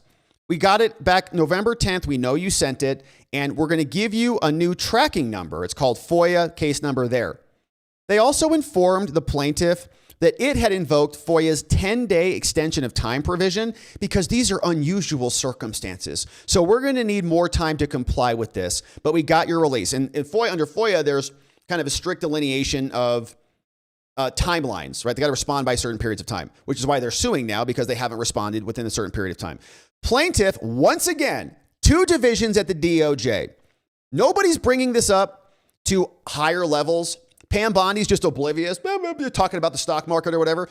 Plaintiff has received no further response from the OIP about their request as well. And so, as of the date of this complaint, DOJ Pam has failed to determine whether to comply with their request, failed to notify Judicial Watch of any determination or the reasons therefor, and has failed to advise Judicial Watch of the right to appeal any adverse determination. They don't even want to make a determination because then that kicks off a whole new sequence of events. They also have failed to produce the requested records or otherwise demonstrate that the records are exempt from production. So this should be like a no-brainer. It's like a 2-foot putt. You should sink it every time. Pam Bondi and the DOJ should say, "Oh yeah, Norm Eisen? You're looking for Norm Eisen? Sure. Here you go. Here's 1,000 pages of documents." But they're not. Plaintiff, first of all, if there's evidence of a crime, there should be an open if there's an open investigation, they can say it. If there's another reason, they can say it. They're not. They're just stalling it out. So now they're being sued, and I hope that we're successful on this because Norm is the hub of a lot of electoral lawfare problems. So we allege this. Judicial Watch is now breaking the law in violation of FOIA. And Judicial Watch and America is being irreparably harmed because these guys are continuing. They're unfettered. They just keep unloading lawsuits, as we'll get to in a minute, by their violation of FOIA. And we're going to continue to be irreparably harmed unless Pam Bondi is compelled, like previously, to actually comply with the law.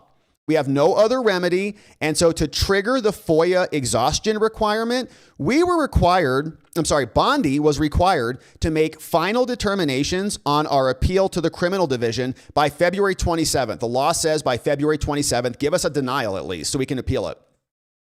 And Judicial Watch's request to the OIP by December 29th at the latest.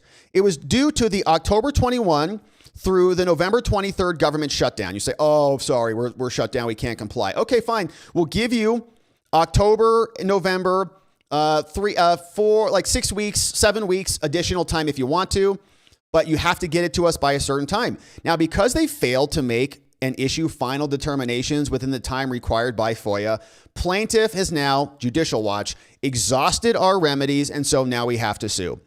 So now Judicial Watch respectfully asks again, please, court, can you make Pam Bondi do something? Order her to search for any and all records responsive to our FOIA requests and demonstrate that it employed search methods that were actually reasonably likely to lead to the discovery of responsive records and our requests.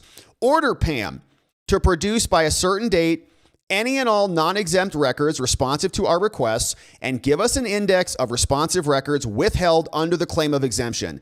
Stop her from continuing to withhold any and all non-exempt records and grant us an award of attorney's fees, by the way, and other litigation costs reasonably incurred by this lawsuit. Sued, dated March 3rd, 2026, and look who signed this document. Dun, dun, dun, dun. Christina Bobb. You remember Christina Bobb. She used to be a lawyer for Trump. She was the custodian of records back during the Mar-a-Lago raid. And Christina Bobb, as we know, was actually arrested, indicted, and mugshotted in Arizona. And she took it with a lot of fun. She posted this after her mugshot was released.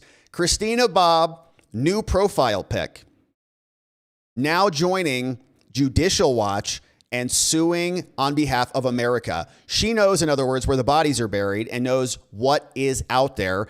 And so we're excited to see that she is now in the fray on this. Christina Bobb gained prominence, was working with President Trump for a long time, now is suing Pam Bondi because Pam Bondi won't even cooperate and give us information that should be a no-brainer to release, saying that she was involved in the FBI investigation into the Trump classified documents. She was down there during the raid. She was the custodian of records and then went and served at the RNC as their election integrity program. Now she has to sue Pam Bondi, okay? That's how perverse this whole thing has gotten. And she is, an American patriot, completed OCS school, was a U.S. Marine Corps second lieutenant, basic school, Naval Justice School, judge advocate, and has been fighting for election integrity for a long time. We've been covering her work for ages. And now she's over suing Pam because Pam and the DOJ, for whatever reason, can't get it together. And it is a never-ending battle. America First Legal is saying, Congress, you should do something about this. AFL is urging Jim Jordan to investigate the practice of blue states of suing Trump administration people without any evidence of actual harm. It goes on and on and on. The lawfare is continuing. And guys like Norm Eisen, who, as we saw in the Tennessee Star and the Daily Signal, they, of course, are writing 47-page legal memos and then sending those memos over to Arizona elected officials. Nonprofit laid out the roadmap for prosecuting Trump. So these nonprofits get tons of funding. They have much smarter lawyers than the pawns that they install in AG's offices and secretaries' offices and as governors, and they pass it off. And then the states do the prosecuting. The states do the suing. Fani Willis and Nathan Wade were not intelligent enough to concoct a RICO case. That's why Nathan Wade had to go meet with the White House counsel. He had to go sit down with the January 6th Select Committee. He had to get instructions from Liz Cheney's goons in order to piece it together. This is Norm Eisen colluding with Jerry Nadler, who might be one of the dumbest people in Congress. He waddles around. He's been there forever. He's retiring now. But it's the man behind the curtain. They create these documents, they pass them off to their blue allies who actually have power, and then lawsuits fly. Here's an example of some of them. AFL, America First Legal, their investigation has revealed that numerous blue states are weaponizing courts to obstruct Trump. We've been covering it here for over a year now. Since the new administration started, from day one, they were under judicial coup and judicial attack. AFL has also filed public records requests with state agencies across the country, seeking evidence related to the harms these states have alleged. The results are staggering. State after state has either admitted they have no records to support their claims or they're failing to respond completely. And under the Constitution, in order to have a legal case, you actually have to have a case and controversy, which means concrete injury. Their findings, though, show that liberal-run blue states are making a mockery of this. California, for example, sued the DOJ over their executive order, saying, don't be mean to the T's. California didn't respond when they said, well, what's the harm to the T's that you've identified that makes this an actual case in controversy? They don't have one. Massachusetts, Connecticut, Illinois, Nevada, 4 of 15 states sued Trump over the genital laparoscopies. What's the harm there? Do you have anything that you can point to? No, they can't. New York, Illinois, Maryland, Massachusetts, and Michigan. 4 of the 17 states also sued over the wind moratorium. California, Rhode Island, Hawaii, Arizona, a bunch of blue states sued over Homeland Security. Washington, Oregon, Illinois, more from Arizona. sued over another executive order about citizenship. So the pattern is undeniable. Blue states are being fed information from private nonprofits and then abusing the judicial process to wage war, lawfare, against the duly elected president of the United States, pleading speculative harms that their own agencies can't even substantiate. And apparently the DOJ can't figure out this is a problem. AFL's evidence suggests that state attorneys generals are filing these complaints without even conferring with the agencies because they know the courts are going to have their back. So AFL is urging Jim Jordan, Chuck Grassley, you guys on the judiciary committees in the House and the Senate, do something. Use your exclusive jurisdiction over the federal courts and the administration of justice to investigate this. At least release the records, for crying out loud. Potential actions include clarifying standing requirements, establishing procedural safeguards, requiring state AGs to document concrete injuries before filing suit, and considering jurisdiction stripping and other categories, or just, impeach the judges. AFL is going to continue to expose all of this and fight to uphold the rule of law. It would be nice to have a little bit of assistance from our own DOJ and, of course, our own Congress, but we're not getting much of it at all, and it's infuriating. So what else is happening in some of the biggest fraud cases in the country? Of course, Fulton County is back in the conversation. This is the case of Pitts versus United States. This was the Fulton County Board of Commissioners suing the United States to get their pallets full of ballots back. Last we picked off on this, we saw that the judge had submitted this over to mediation. Harold Melton is a Georgia former Supreme Court judge, I think the chief judge, and he was assigned to be the mediator, saying, can you help these two sides figure out what's going on? The FBI and Tulsi Gabbard, they went in and raided all the ballots. Thank you to Kurt Olson. And we saw that was a nice development, a little progress there. And then what happened, of course, is the judge referred it to mediation. They said, well, are we going to get our ballots back? They wanted to fight over it, saying that the order and the subpoenas and the warrant essentially were ultimately invalid, and that all of the physical documents should be returned. As we predicted, not a complicated prediction, pretty obvious, the mediation has failed. The judge came out on March 16th and said, the court understands that mediation has been unsuccessful. I think the court in this lawsuit, so this is a private, kind of a civil lawsuit, criminal investigation is already underway. Judge signed 2 search warrants approving the seizure of the ballots. They got them. Then they sued in another federal district court in the Northern District of Georgia and said, give us our ballots back. This judge, I think, is not inclined to order the ballots to come back because probable cause has already been determined by another federal judge that approved the search warrants. So he said, why don't you guys go mediate this and see if you can come to a conclusion? Obviously, the FBI is not going to want to give the ballots back. Obviously, Fulton County is not going to accept anything other than having the ballots back. So the court understands that mediation has been unsuccessful. Shocker. Consequently, the court is now taking the motion to vacate the hearing and to quash the subpoena under advisement, and it's time for additional briefing on this. The parties are ordered to file supplemental briefing regarding the motion to quash the subpoena.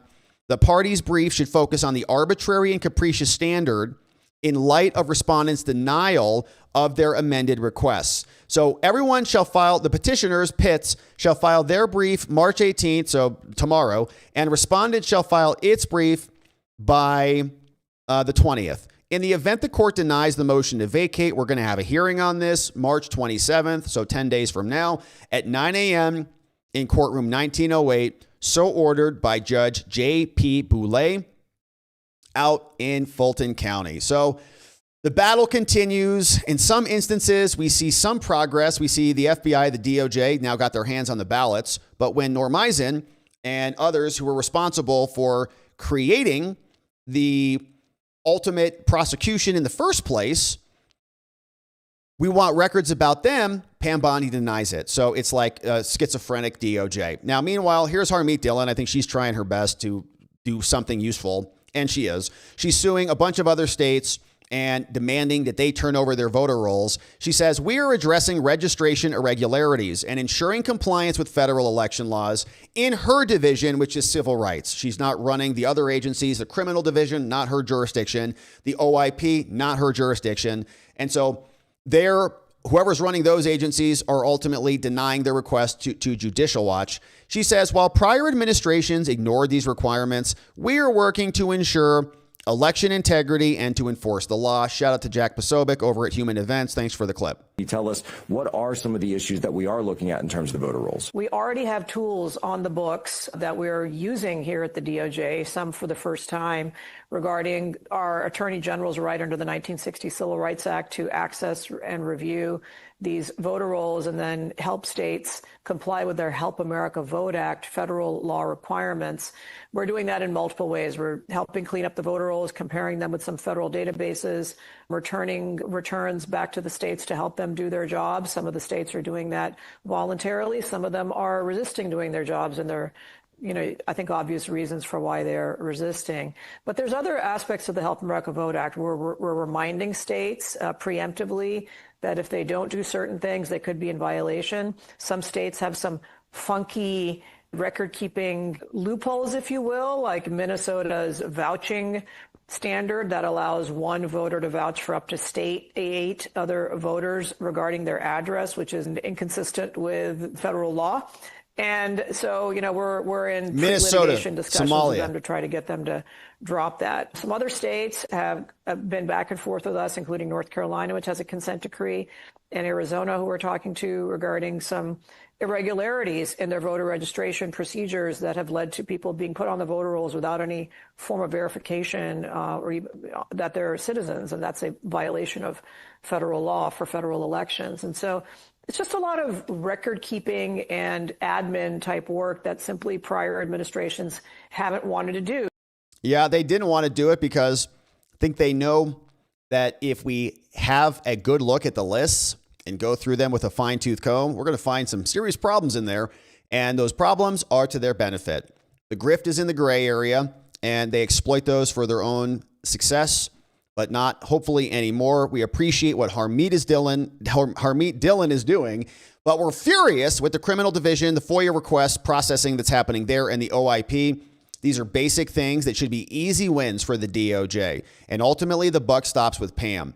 And I don't know if there is even information that's getting up to her level, but it should. We lived through the election fraud all over the country, the weaponization of our Justice Department. And again, like anything, if our own Justice Department can be used to steal elections and to prosecute political opponents in America, that's not a free country. That is an abusive kleptocracy where the people who steal the positions of power govern all of us. And we have been demanding an end to it for a long time now. So we are very grateful to Judicial Watch. Thank you for suing again. Hopefully those records are released soon, and we'll be here to cover them. All right. So friends, if you're just joining us, man, thank you for being here. God, that one got my blood pressure rising. Gosh. All right. So if you're just getting here, quick recap. We talked about foreign election hacking brought to us by the Biden administration and Avril Haines, who is the former DNI, who released information about voter fraud and voter fraud attempts, let's say, from China, Russia, Iran, and other countries, saying that they got their hands, China specifically, on our voter registration lists. We looked at the National Intelligence Council assessment, which articulated that right here in a massively redacted document. They're saying here, oh no, they're just doing public opinion analysis. That's why they need voter registration data. The rest of us look at polls. The rest of us look at the markets and listen to people who are communicating in the social media sphere. But the Chinese are a little bit more advanced. They need the voter registration lists just to kind of assess how things are going.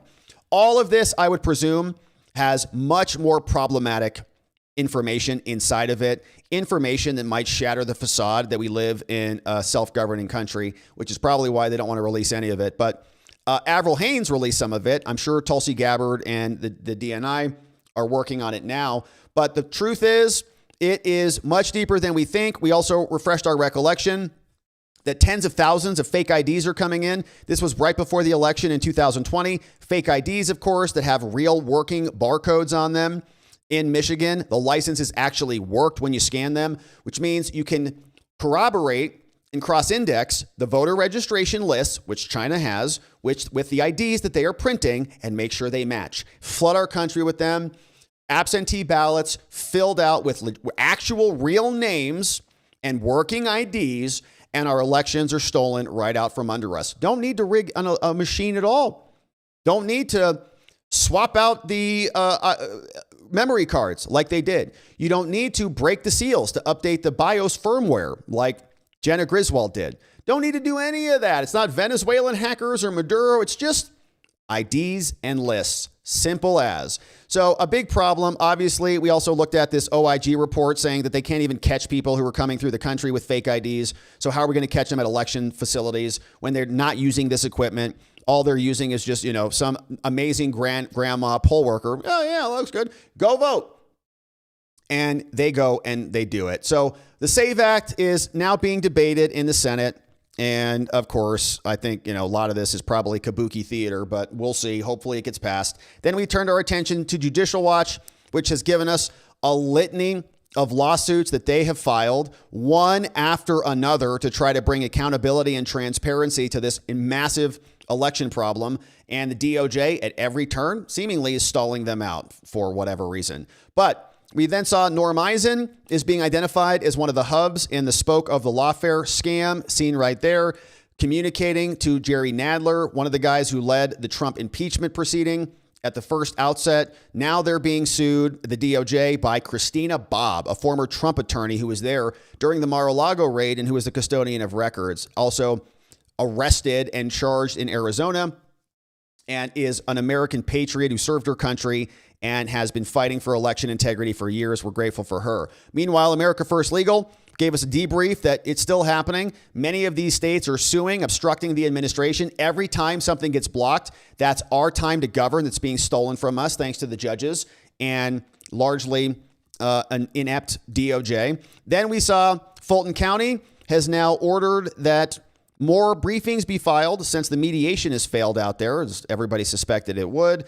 The ballots will not be voluntarily delivered back to Rob Pitts and Fannie's offices down there in Fulton County. Harmeet is out, I think, actually trying her best to create some election integrity wins for our country, suing all the various states. And we're happy to see that we have some bright spots in an otherwise frustrating process. But now, my friends, it is time to hear from you. And thank you for being here. Hopefully the internet wasn't too bad. My apologies on that. I brought an entire Verizon home Wi-Fi thing, and it was working marginally well this weekend, and it's been degrading in performance ever since. But thanks for being here. If you left, then you're not hearing what I'm saying right now. But we'll post the recordings as soon as we're done. We'll start processing those, and then we'll have a nice clean feed if you had to bail. But now let's hear from you. I think I saw a couple of great donos come in. I did. Thank you, friends, for sending these in. Yes, thank you for being here and for dropping these comments, man. We appreciate. Hey, we got some puppies in the house. Great to see everybody. What's going on? Oh, here we go. Oops, I did it again. I denied your FOIA request. Don't ask again.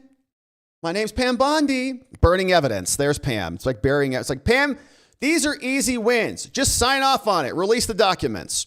We'll take it from there, okay? If you don't want to prosecute anybody, let us at least have it in the court of public opinion. America, heck yeah. Shout out to that dude. Man, thank you for that. America, good to see that dude. It's awesome, dude. Hey, I'm an American man. Sun's out, guns out, baby. It is warming up, isn't it? Indeed. It is getting a little bit warmer. I think in Phoenix, it's going to be 107 this week, which is like insane. Let's see. I think we have a heat dome. We have a polar vortex, and we have something else going on. It's like crazy out there across the country. Yeah, where is this? I think I saw it was going to be 107 this week. 106, it dropped down. Yeah, Friday. 106 in March. Crazy. Absolutely crazy. So stay toasty, my friends. And I'm an American man, and lift weights because it's sun's out, summertime. Sun's out, guns out, biceps all day, every day, 24/7. Hey, Tam Tam, what's up? 23 months as a membo. Hey, thank you for sharing your life so graciously. Tam Tam, what a nice thing. It's an honor. Thank you for sharing yours with us and being a part of our journey. We're really grateful. We had a very nice members only stream yesterday, after party, where we got into the podcast war conversation. Great time. love talking about the podcast wars and everybody knifing each other because people are sharing opinions that other people don't like, rather than going after the people who are in power, the elites, who for some reason seemingly are always creating an oligarchy and a plutocracy, stealing our own birthright from us. We're fighting over varying opinions from people who just comment on things. It's wild. Anyways, Tam, and thank you. We also had a lot of fun. We talked about our trip, and Geegum made some amazing memes for us. My wife is pregnant. We're going to D.C. We're hitting the road Thursday morning. The reason we're streaming early today is because we're heading out, going back down to the Valley in Phoenix, leaving Prescott, and then we'll be streaming tomorrow, and then we'll be hitting the road Thursday morning, and then things are going to be dependent on where we're at and how our internet is Thursday, Friday. But we should be having some updates because there's too much business to attend to. We cannot not attend to our business. You know what I'm saying? Thank you, Tam. Thank you for being with us. Thanks for being a member and joining us. Grateful to have you, Tam. We appreciate you being here a lot. Rick D, the Boston Judge Murray is at it again. U.S. judge blocks efforts on the RFK jab. Man, thank you, Rick D, for the heads up on that. I did see that one come through. And was that Murphy? I think it was Brian Murphy again. Same judge who was already backhanded by the Supreme Court twice is now acting and activisming yet again. Thank you, Rick D. Sent that from an airplane. Hey, Renee Sargent, are you going to pass your inspection today? Yeah, so that's where I'm headed as soon as we're done here. Heading back over. We rented up here in Prescott, and they said, they told me, man, they're like, you should expect about 3 to 4 hours for your inspection. I said, what? For what? Nothing is broken. We replaced all the light bulbs. We replaced the air filters. And we paid for a very expensive cleaning. Windows are washed. Everything's fine. You're going to go in there. We left the place way better than we found it because that's what my mama taught me. And she taught me that when I was a boy. We'd go camping. She said, no, we're going to leave this better than we found it. I said, why? She says, because we're good people. And I'm saying, okay, all right. And I learned that as a young boy. So anyways, Renee, can't wait until you get to D.C. and interview President Trump. Hey, me too, Renee. Yeah, talk about hitting a hole in one. That would be pretty amazing. I don't know how I'm going to finagle that one. If anybody has any inside, baseball or a cell phone number, apparently you can just call them. Let me know. Thank you for that, Renee Sargent. Good to see you. Hey, Jim Tacitus, we need a national identity card like Peru, like a DNI card. 20 months as a member. Thank you, Jim. Thanks for joining us. And DNI card, yeah. Peru has that. So other countries have more secure elections than we do. It doesn't make any sense. Oh, yeah, it does, because the system, the point of the system is what it does, as they say. So if the system is electing the same people that we don't want, it's the people who want to hang on to power, then the system is doing what it's supposed to do. They just tell us that it's supposed to be for our own self-governance when it isn't. Hey, Jim, thank you. Weekend in Vegas. Shout out. My mom's in Vegas right now. I know. Going wild with her friends. They're going out to see the Wizard of Oz at the Sphere. So, all right, you ladies, don't get in any trouble over here. But if you do, I'm a defense lawyer. So give me a call, see what I can work out. Chinese guy voting as Deshauntavius Jackson. Chinese guy shows up, very clearly Chinese, doesn't speak any English. He's like, yeah, I'm Deshauntavius Jackson. Poll worker's like, oh, hello, Deshauntavius. Welcome. Here's your ballot. This old guy says, obviously we are asking the wrong people for the voter registration info. I can't help but wonder whether Chinese intelligence might consider it selling it to us. Yeah, that's a great idea, this old guy. We should just go over to China and submit a FOIA request over there. Maybe President Xi will give us some info if Pam Bondi won't, Gosh, thank you, this old guy. Pretty hilarious. The Chinese Communist Party is more cooperative with election fraud than we are. They're monitoring the results, They want to make sure, hey, there's election fraud going on over there. Thank you, this old guy. Hilarious. Hey, the average mountain man. What's going on? The average mountain man in the house. It's bonkers that we pay so much in taxes and nothing is changing. Tell me about it. And they're like, no. You're governing yourself. You're all voting for this. You're all voting for more of this. So just shut up. Here's your ballot. Here, just fill in the bubbles. Okay, just shut up. Fill the bubbles. Meanwhile, we're going to inflate your money into oblivion, and we're going to continue to elect people that you don't want, and we're going to not pass certain reforms that you do want, and you just have to eat it and read it and weep because this is self-governance. Welcome to the Republic. Thank you for that. A little black pill today, I know. But, I mean, what's going on? The Average Mountain Man, thank you for being here. 15 months, man. Almost coming up on 2 babies. We appreciate that. Born a Hawkeye. Things are changing, says Born a Hawkeye. Yeah, are they? I guess in some ways, and in other ways not, But we're going to stay on it, Born a Hawkeye. We want to see a lot more changes, Born a Hawkeye in terms of federal criminal indictments would be a good change. Hey, CK Dolores. Hey, just LB and me trying to make a morning contribution to you. Oh, look at little LB over there. Look at those ears. Oh, gosh, cute as can be. Well, hopefully you both enjoyed the show. Thank you for being here, CK Dolores. Shout out to our furry friends out there. Alexis is running out with Axel right now, running a couple errands before we hit the road this afternoon. So thank you, CK Dolores. Shout out to our beautiful pup and our beautiful furry friends here. We got Dan. What's up? Says, as of the 2024 general election, only 4 states required proof of U.S. citizenship. 4. Is of January 2026, 3 more states have activated this requirement.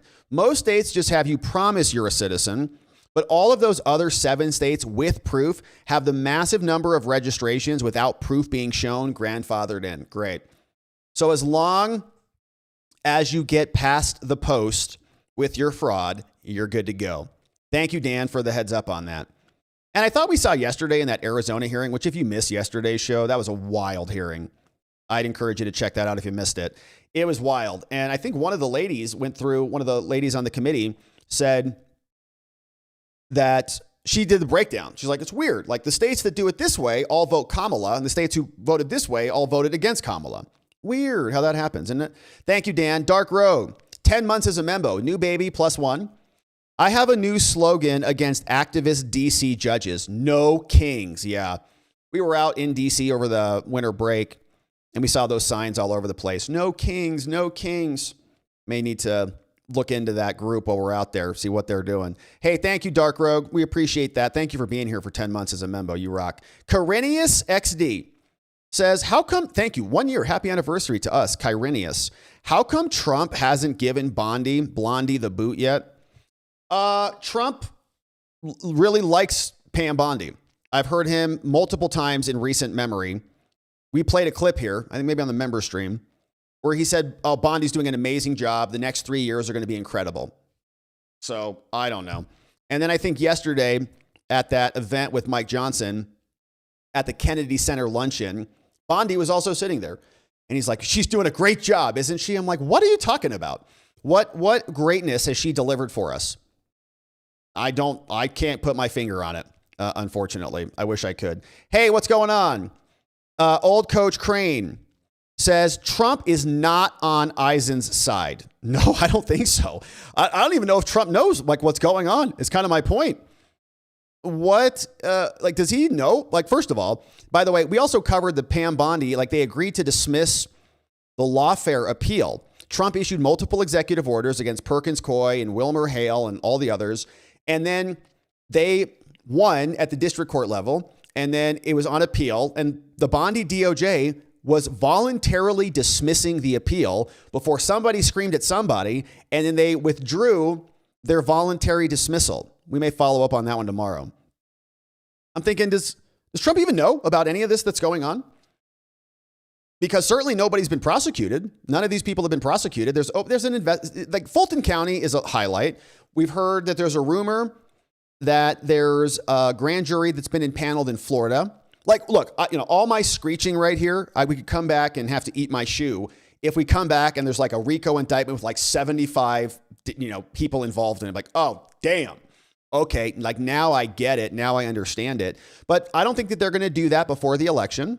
Why would they do that before the midterms? It would cause a huge aberration. You'd have a bunch of politicians condemning it. They'd come out, be screaming about lawfare of this, that, and the other. So it would be, I think, a political explosion, which I don't think they're going to do before the midterms. Then after the midterms, it's going to be, I would presume, impeachment defense if the Democrats win the House, which God forbid, I hope they don't. But that's my point. It's like, you need to move quickly on these things. And it feels like we're getting stalled out, which is very unfortunate. Old coach, thank you. Big stuff must be cooking. Massive RICO arrest, in my opinion. I know, but they just keep saying that. It's like on and on and on and on and on. Cooking and cooking and cooking. I'm hungry. I need to eat. I need something. Rubos, hey, Rob, a breakthrough prayer for you and Alexis in the comment sections. Thank you for all you do. Rubos, man, a prayer? Thank you for that. Okay, we're going to have a members only after party today. So if you're sticking around, we're going to debrief here. If you're a membo on YouTube, hang tight. If you're on Locals, hang tight. If you're watching on Substack, hang tight. Because we'll see what else is cooking as soon as we're done here. Thank you, Rubos. We'll come back to that. Hey, Gina Hansen, maybe you will get to see the cherry blossoms. Yes, I think we actually will. Like, we're going to be there. I think the cherry blossoms were a little bit delayed this year or something. I read something about it. I don't know when they're supposed to happen, but we should be there this Sunday. And then they should start blossoming. Perfect, right for our arrival. So we arrive to finally save America. All right, Gina Hansen, thank you. Sky Puppy, what's going on? Support Judicial Watch. Yes, I'm really grateful for what they're doing. Really appreciative of the fact that they're suing everybody. Suing the DOJ for records that should have been already voluntarily disclosed from them. But it hasn't happened. Hey, Dan shared this one from huntington.in.us.egov. Thank you, Dan. Not sure what that one is. We'll take a look, but thank you, Dan, for the PDF. Dan says, Indiana doesn't require you to prove you're a U.S. citizen. All it takes is a promise. Thank you for that, Dan. So more docs over from Indiana. We'll open that one. We may get into that tomorrow. Thank you, Dan. Natalie Ray. Hey, Rob, sent you an email this morning about meeting up, just so you're on the lookout for it. I did see it, Natalie. Thank you for that. I did see it come through. I think you're out in Tennessee, right? So, yeah, we're going to try to organize that to see if we can make that happen. We're on the road, so it's going to be kind of chaotic. Like, we don't know where we're going to be or when or like what stops are going to take. But if we can make it happen, we'd love to do that because I'd love to say hello, even if it's just for a short trip or just a short hello, a quick charge, a cup of coffee, whatever. I think that would be fun. So Natalie, thank you for the email. I did see that, and I will respond to you in due time. And I got a couple of those. So if you send an email out there, I do have those. It's just been like chaos. Yesterday we were loading up the pods. And then this morning, my Wi-Fi makes me want to rip the cord out of the wall. But thank you, Natalie. We appreciate it. And thank you for even thinking of us on the journey. Oh, gosh. Rub some dirt on it. Oh, gosh. Just became aware of this group. It's called the Grand Strategy of Trump. Relative to Venezuela, Cuba, and Iran are all discussed. Interesting. It's a YouTube channel called the Grand Strategy of Trump. Thank you, Cliff. That sounds like a good suggestion. We'll take a look at that one, too. We appreciate the heads up on that. We got a lot of road trip and a lot of things to listen to. Hey, sorry about your whiny-fi challenges today. The buffering didn't take away from the value-added listening today. You rock even through the stammering. And that's what... judicial... fraud. Yeah, got it. Pfft, ridiculous. Look at these speeds, man. My speeds? You want to see my speeds over here? Look at this. Look at this crap. This is what we're trying to deal with right here. This is unacceptable. 4 megabytes up. I have the Verizon Home. When I tested this on Sunday, we got here, I tested it on Sunday. We were getting at least 15. Now we're getting like 4. Verizon hates me. Pfft, ridiculous. But we're going to have fast Wi-Fi in DC. I already looked it up. I'm going to get the most expensive plan. And like the speeds are insane. I think it was like, I forget, like a gigabyte up or something. So rub some dirt on it. You just hang on to this little screenshot there, bucko, because I'm coming for you, buddy. As soon as we get to DC, you're going to be, what? I'm going to mog the heck out of your upload speed. I hope I don't eat my words. Thank you, rub some dirt on it. We appreciate you. And Michelle Parsons says, they say no kings. We say no court jesters. Man, that's funny. Yeah, that's a good one. We do have a lot of court jesters who think they're LARPing as president out there. Yeah, and thank you, Michelle Parsons, for that. And I did see a bunch of no kings. I think that they're... oh, no, the other one that I was thinking of is called Free DC. Free DC is the group that organizes to basically nullify the juries in DC against the subway throwers and the rest of them. Hey, this is a real photo. It's not real yet. It's going to be real in the future. As soon as we get to DC, we're going to have a bald eagle of America land on our Tesla. That's me and my beautiful wife. She's driving because, she's pregnant and, why not make her drive, So just kidding. So that's a beautiful Baldy. That's how it's going to look as soon as we pull in. America. It's going to be happening. It's going to be beautiful. So friends, thank you so much for those donos and for the fun and for the great memes. Hilarious. We're going to have an after party. We're going to say what's up to our membos. Then your boys got to head out and we're going to go do our final inspection, see how much of our deposit they want to steal from us. And then we'll be on the road. We'll be down in Phoenix. We will stream tomorrow. Probably, I don't have a solid time on that yet, but we should have a pretty wide open day. And so we'll be back tomorrow, no doubt about it. Then we hit the road Thursday morning. And so that's when things get a little bit squirrely. But we should be back tomorrow. I think we might even do the regular streams at the regular times, depending on any unknowns. But that's the plan. So, hey, what's up? We got some comments on X. Thank you, friends on X. Captain Dabs is sharing some images of some fake voter IDs. Sierra Leone, he says, requires voter ID. Shouldn't America? Interesting, Captain Dabs. They require voter ID in Sierra Leone. Well, America's not as advanced as Sierra Leone, obviously.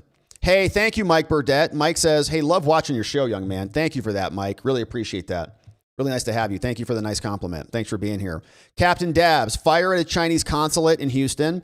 Here's one, says, when the fraudulent ballots absolutely positively have to be there overnight. And that's Broward County Sheriff driving a Lamborghini. Oh, gosh. When the fraudulent ballots absolutely have to be there overnight. Trump's winning. Quick, get into the fraudmobile. And the song plays, and then boom, they race out there. Captain Dabs, thanks for all the posts over there on X. And friends, it's been a beautiful stream. So let's pause here for the morning or the afternoon, wherever it is you're watching it. We'll come back tomorrow. We'll get into it again. I think it should be the same time for both. We'll do a member stream in the morning, and I think an after party in the evening. Probably. We might have another errand or two to handle, but Alexis is out there knocking a lot of it out, but that should be the plan. Otherwise, it's been a beautiful morning. Big thank yous to our amazing mods and meme smiths. Thank you for being here. Thank you for subscribing, liking the video, sharing it, commenting about it, all the things. We're grateful for you and your support and your love. We want to thank our awesome mods and meme smiths. We got Muffin Rando in the house. We got John here, of course. We got Donut Mind Me. Big thank yous this morning to K-Bean and to Carrie B clipping for us. We got Neuro D modding the fort for us.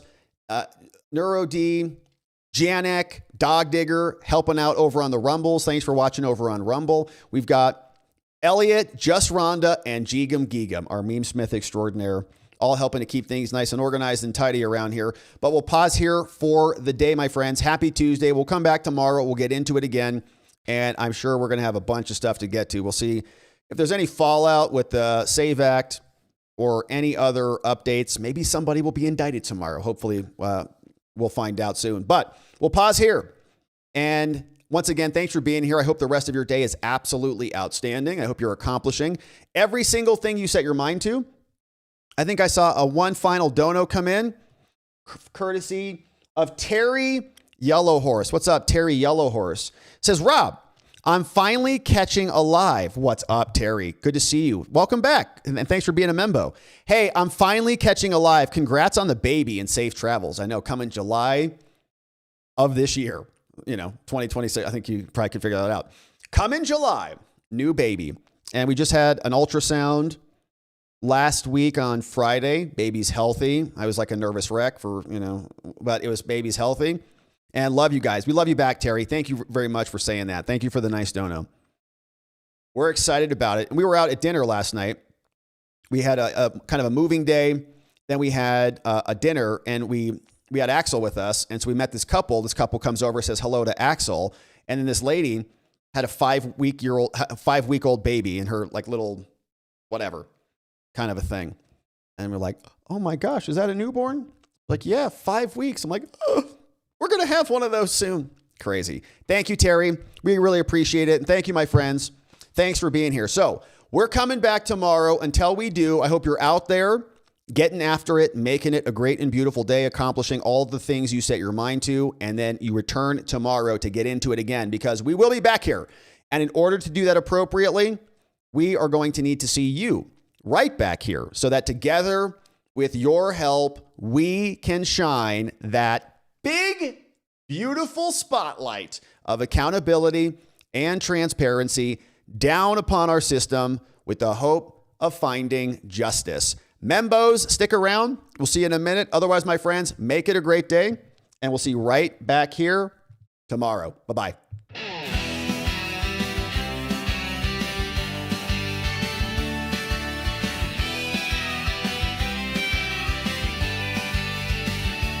Thanks for watching, my beautiful friends. Now it's that time where the stream must end. You brought the heat with every chat and line. Together we expose corruption.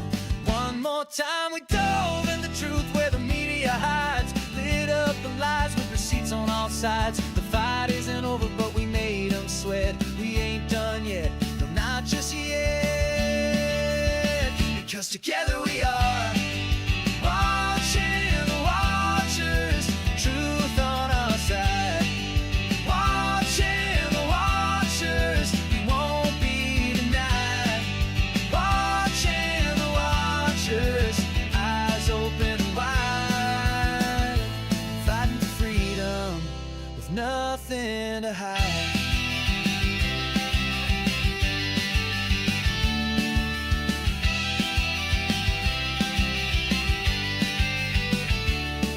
Drop a like and don't forget to share. And bring a friend who's ready to care. Tomorrow's lies are just today's news, but here we see through the scripted ruse. Together we are watching the watchers, shining the light.